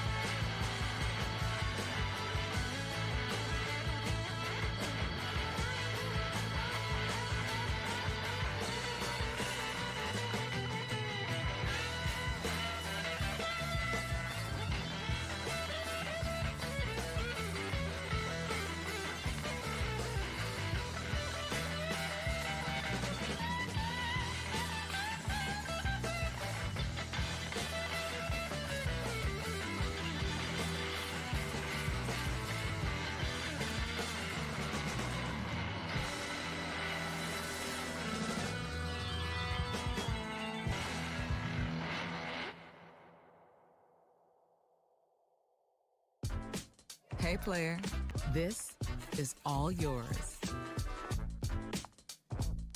This room with this view. This speakeasy with this cocktail. Hey, could you make that too? The spa with this. Ah. And this pool. Said some of the allure of Ben and Woods is Woods psychoanalyzing Robot Ben at the Stephen Woods. I say it every day. You definitely have a beauty with you. Yeah, he's a beauty. You are a beauty. I just don't know that you're totally qualified to psychoanalyze me. You haven't had the training. This is just amateur psychoanalysis. Okay, how about this? Go get really psychoanalyzed. Pay someone that actually can psychoanalyze you, and then she and I, or he and I, can get together and compare notes. See, I've never wanted to go because I'm happy, and I'm worried that it will make me unhappy. To It doesn't make you unhappy. To learn all the things that should be making me unhappy. That's not what it is. That's not what it is. That's not what it is. Don't speak ill of it. I Friday got home, and we had the extra time, right? We were off an extra hour and 20 minutes early. Went to the gym right after. I was in and out of the gym by the time we, normally-ish, I'd be getting there. So it was great. Got done. I went home, started cooking up a delicious lunch, standing around. I go, I am forgetting something. Something that I was supposed to do today. Uh-oh. That has, I cannot remember what it is. Hate that. My therapist. I would, oh my God, completely. And I'm way too far away. She's in Vista. I wouldn't have made it. So I call the office frantically, and we ended up doing a video chat. Yeah. Yeah, which was so much easier. And then it made me go, should I just video chat every time? Like, it was really, really simple and effective and awesome and great. So yeah, I've done that a few times. I have the option every week for every session, but I like in person. I like in person too. It's much better. My trainer does video, like training. Like when I get there, I go to my trainer. I go to my trainer's garage, but like when I get there, she's always on her like a Zoom, and she's like instructing one of her clients to go through. She must have her own equipment. She doesn't come in, so she does it remotely and kind of guides you through your workot. I wouldn't want to do that. I'd want to be in person. But me neither. I mean, you can do just about everything remotely nowadays. That's true. I did a urology appointment over a video chat. I mean, I'd take my pants off. But had my colonoscopy. Wait, what? You were with me when I did it. We were looking for that card shop in Arizona. Oh, on the phone. On the phone, yeah. I just think camera, I think, yeah. My initial colonoscopy consultation was done remotely. Yeah, that's true. Yeah. Yeah, you had to spread them for the camera. No. How you feeling, by the way? All good? Everything all, good? all the weekend? Really? All weekend good? Have had no ill effects? Any effects whatsoever, actually. I saw a bunch of tier ones this weekend at Viejas Arena watching some basketball, and every tier one was like, how's Ben? How's Ben doing? Yes. How's his butt? Said he's fine. It's great. He's out playing golf. Yeah, he's in Vegas, just living it up. Yeah. Yeah, zero side effects whatsoever. Out at the Bunny Ranch. Yeah. It's a great time this weekend. Other than I was completely emptied out, so I had to fill myself back up a little bit. You did get kicked out of Spearmint Rhino. That was awkward. Yes, that is awkward. He got a little too handsy. It happens to the big guys. I think I'd be still too afraid to go without you guys. Yeah. Shepherd me. I'll say this. Don't go anywhere without us like that. All right. Okay. All right. It's fine. You need us there. I think I need you there. All right. Thank Could you. get a little awkward. Yes. Act normal. Just act natural. Normal. Just act natural. You're fine. All right, before we do anything else, I know everyone's excited. Let's give away some tickets to Padres opening day. If you want to be there in person at Petco Park, be our seventh caller right now at 833-288-0973. Seventh caller at 833-288-0973. Going to win a ticket to the Padres-Tigers game this Thursday. You can check out all remaining tickets for opening day, the opening series, by going to padres.com/tickets. Whoa, those are some full phones. Yes, that's why I gave you a little extra time to go through, and we will take the seventh caller now. We will come back, maybe a little bit more on what we saw this weekend, a potential leak of the Padres City Connect jerseys. What you think? If that's true, we don't know for sure. Could be it, though. We'll find out for sure next month from the San Diego Padres. That is coming up next with Bennett Woods, live from the Bill House Studios. We know how on San Diego's #1 sports station, 97.3 The Fan.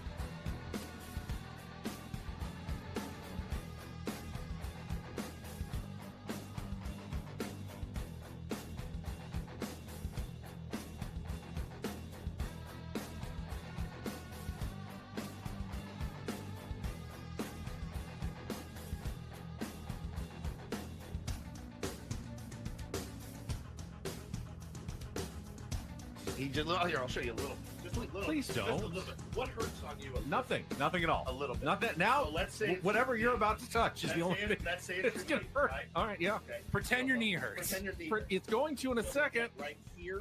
Oh, that is not pleasant.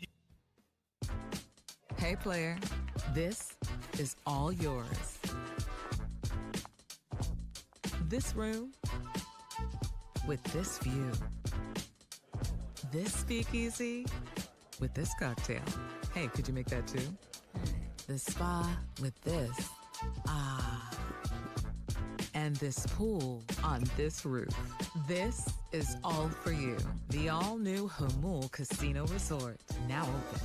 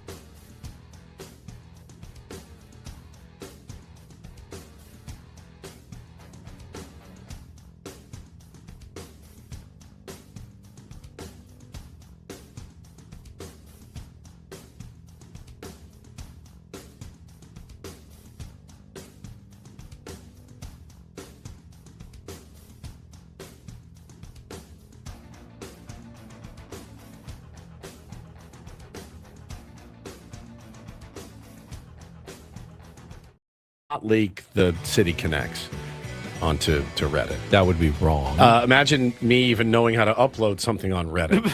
Again, we don't know for sure that these are accurate, although the hints would certainly make sense. I'm Yeah. sure the Padres are bummed if it got out Well, early. or you find a way to get it out there, and if people don't like it, you change it immediately and gauge some reaction. I think we're past that point. Are we? I think that they already exist somewhere. Like, hello, aborted, all of it, just abort mission, and we're going to restart. We'll have you the designs by later today. I like them. I do. I had literally zero problem with them. I like Navy. I'm a big fan of Navy. I like the hats, the cream hats, a lot. Here's the thing. Our players are going to look insanely good. If that's them, our players are going to look insanely good in those. Insanely good. Not average. They're going to look really good. Our manager is going to look normal in those. He's going to look normal.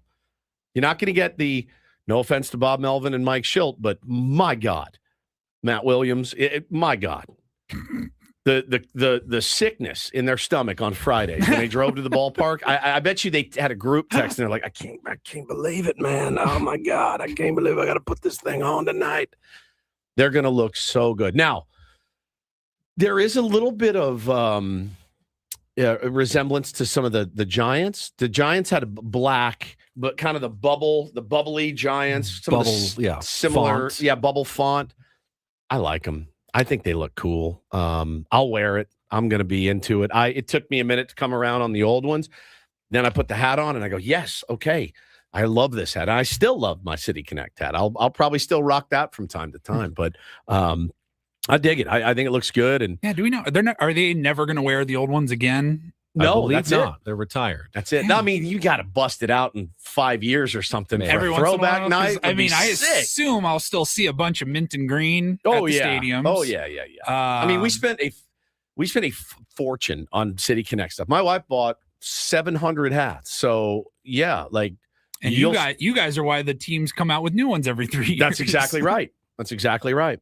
By the way, congratulations to Mike, who called in. He was our 7th caller, won the Padres opening day tickets. Everybody else, thank you for trying and calling in. Wish we had more tickets for everybody. I believe today we had opening day. Tomorrow, Braden will have a pair of tickets for Friday. And then on Wednesday, Gwen and Chris will have a pair of tickets for Saturday. Mime says they put their car on these not being real. I think you might lose your car, buddy. So here's I wouldn't do that. Here's why I feel, me, don't believe in a lot of conspiracy theories. Yep. This is why I don't think there are thousands of government employees who know about the alien autopsies, but have all kept it silent over the years. It's very hard for many people to know something or see something, and especially now, not leak out a photograph or something somewhere. Yeah, it's hard to keep anything a on the secret wraps. for that long when that many people have to know. There's a production chain. Oh, yeah, 100%. Yeah. And they know somebody, and they tell somebody, and somebody tells me. Someone is going to break the rules. And I believe there was, there's a rule out there. Yeah, don't leak this out. I'm sure they were all instructed. But when too many people know about something, it always gets out. Always gets out. Rafa says the hat doesn't match the jerseys. There's no cream on the jerseys. I'm in denial. I think the pants will be cream. Mm-hmm. I don't like that word. Cream pants. Cream colored pants. Say that. And the hat will match the pants because of the cream on the hat and the pants. What else would you call that color? Beige? Beige? I don't like that word Ivory? either. No, beige is more brown. Brown. I think so too. Cream is the only cream pie colored. Off-white. Off-white. Yeah. Eggshell. Nice. Cream pants, cream shorts, cream hat. Lots of different things that you might paint your kitchen. Cream is the color. Yes. So cream pants, that navy jersey. Somebody, one of my buddies said, "Oh, can't wait to see Xander wear his brown socks with it. That's going to look so good, just like he did with the City Connects." What was the bit? He has bad feet. I don't. And the socks weren't. He liked them. They were more comfortable. They're something for his feet. It was like it wasn't like superstition. It was like one gave him blisters or something, and so he's like, "I'm just wearing the brown." So he'd have the full City Connect on, big tall brown socks every time. It looked ridiculous. I saw people on Reddit were saying they wouldn't use the same font from the mint and pink jerseys to these ones, and then somebody quickly was like, "Well, the Diamondbacks have had 2 uniforms." Yeah. And they use the exact same serpentine font. The Diamondbacks had an all cream uniform, which I don't think I would have wanted either. I think this is going to look good. But again, I remind guys like our age, these aren't made for us, right? Yeah. Made for the Although kids. I would think that you'd want the lettering maybe to match the hat if you were going all together. That's true. And the leaked one does not. The lettering is more of a regular white, not an off or cream white, I don't think. But we may not have the right light. I mean, the lighting, you have no idea. Somebody said there's not even buttons on that, so it couldn't be. I said, no, it looks like the shirt flap is hiding the buttons. Like one kind is of folded flapped over the top, Yeah. Well, I don't know. Somebody said they didn't like the Dia de los Muertos patch, but I really do. I love all that imagery very much. And then it could also be an entirely AI generated picture. True. At this point, we have no idea. Do not sell until launch Could be. April 6th. Okay. 9 a.m. April 6th. What day of the week is that? April 6th is a Monday, I believe. Okay. 2 weeks from today. And the first City Connect game would then be that Friday. Yeah. I dig them. I do. I think they look cool. I was pleasantly They surprised. do have a game. They have a 4-game series that weekend, Thursday through Sunday against the Rockies. Yeah. All right. I'm sure I'll be there because every time I go to a game, it's Rockies. I swear to God. Rockies. Friday night, it's Rockies. I've seen Herman Marquez pitch probably 30 times. And keep in mind, the first series of the season against the Tigers starts on Thursday, but it's a 3-game series. There's no game on Sunday. Okay. Of the first So they're weekend off. of the season. They're off on that Sunday. It's interesting. Yeah. It's better than the play one game, then take a day off and finish. You don't do 4-game series against American League teams because you only play 3 against all of them all year. A lot of places build in that extra off day in case opening day gets rained out and you can bump everything back. Hopefully that won't be a concern here. But there's, a lot of interleague to start the season. I don't know, because I know the Yankees and the Giants. Yep. By the way, you can watch that on Netflix this Wednesday. Aaron Judge and the Yankees clashing with Rafael Devers and the Giants. MLB opening night. Yankees Giants live on Netflix, 8 p.m. Eastern, 5 p.m. Pacific. Is every team starting with an interleague series? I didn't look through all the schedules, but I mean, somebody just put up a fake picture of Toddy in the uniform, and I'm telling you, granted, he could wear not every team. He could wear garbage bags and look cool. Look at this. Come here. Look how cool that looks. That works, right? Yeah, it looks good. Yeah, that works. But again, Fernando Tatis Jr. is not the standard to which everybody is held in terms of how good they look. Who do they need to put? What Padre? Ooh, this is mean. It's not. This is mean. Has to be a player. Yeah. Who do I need to see it on? Is it Nick Pivetta? He'll look good. No, he'll look good. Absolutely. I think they'll all look good in it. Honestly. I do too. I really do. Like, it's not that crazy and flamboyant or anything of a design. I think they're going to look good. Jason Adam. Wandy's going to look amazing. Are you kidding? Yep. People saying Wandy. He's going to look incredible in this. Incredible. Cockeyed hat. One half of it untucked. He's going to look great. Buddy Black. All right. Jakey, Gavin Sheets. They're all going to look good. I'm telling you. I think these are going to, once you see them, I think they're going to be pretty sharp. If this is it, I think it works for everybody. I do.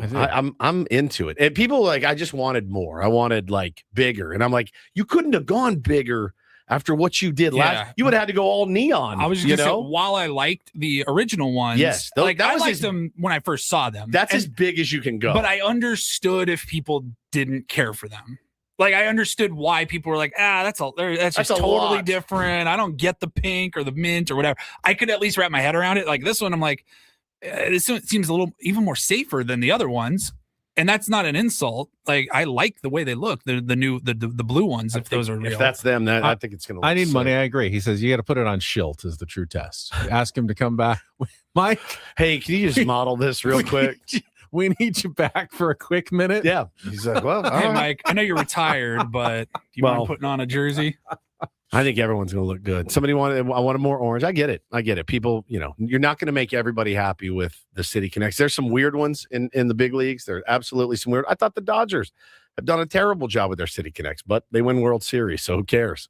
You don't care. You don't care what they wear if they win a World Series. You make any City Connect you want. I think their little polka dot ones are awful. I think they're terrible. Like the Yankees don't even. They don't even do it. They don't even do it. No, they don't do it. Which is so. That's very hardo. Pretentious. It's very, very hardo. Really pretentious. It really at this is. Point. It really is. Do something. Even the Red Sox have the bunch of cool ones. I thought the Chicago Bulls ones were incredible. I thought those were so cool. But yeah, we'll see.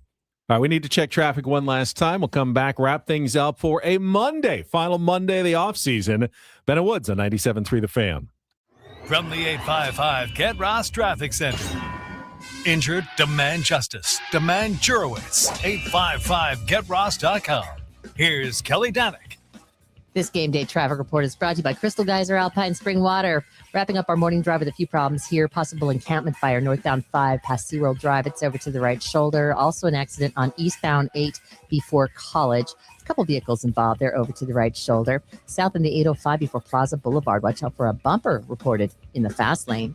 What makes Crystal Geyser Alpine Spring Water different? They always bottle their Alpine Spring Water less than 1.5 miles from the spring source. And all of their bottles are made with 50% recycled plastic from their own recycling plants. Crystal Geyser, bottled at the spring source. I'm Kelly Danick with Bennett Woods, San Diego's #1 sports station, 97.3 The Fan.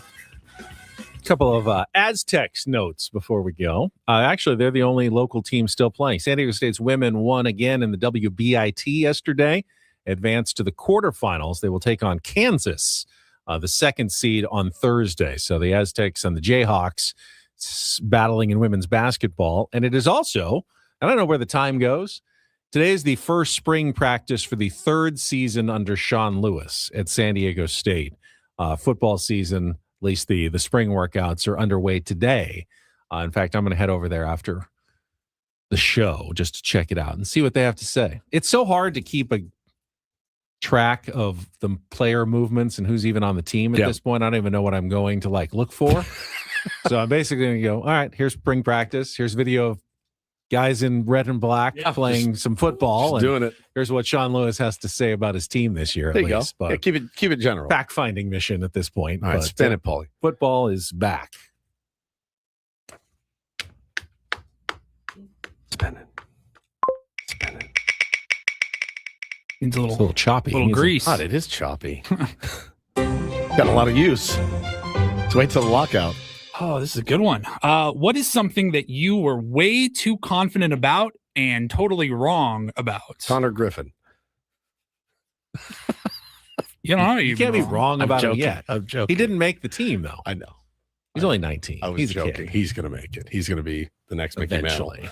Yeah. Something I was way too confident about. The Padres making the playoffs that one year. 2023. That's That's a good call. one. That's I would probably sell. I will bet you my house they will make the playoffs. Give me a break. They'll figure it out. Come on. Don't be an idiot. I was very, very confident that everybody who invested in Bitcoin would lose everything. Same. Interesting. Yeah. That can't possibly be a real thing. You can't just invent your own currency Apparently you can. and then make tons of money off of it. There's just no way that but makes you any can. sense whatsoever. Yeah. I was very confident I'm not getting caught up in this whole cryptocurrency thing. I remember having a piece of one in some account, and I was like, oh, I can't do this. I cashed it out. Stupid. Oh, really? Yeah, dude. I like a piece. I bought into it for Yeah. a couple $100 or so. Yeah, fraction of a a Bitcoin. And this is 8 years ago. Yeah. I shudder to think what it'd be worth now. KG says all currency is invented. I guess that's true, Yeah. but it's usually backed by the full faith and credit of the government, not just, I don't know who. I still don't know who. Bro, ask me to explain it with a gun to my head, and I'm a dead man. There's no All way. I know is it takes all kinds of energy and data to mine a fake thing. It's not like you're not pulling it out of the earth.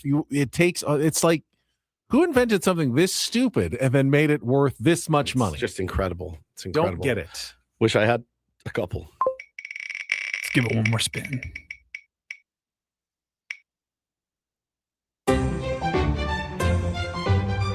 This is kind of in the same vein, actually. But what is a hill you will absolutely die on? I will say pineapple does belong on pizza. I'm with you. I think it does.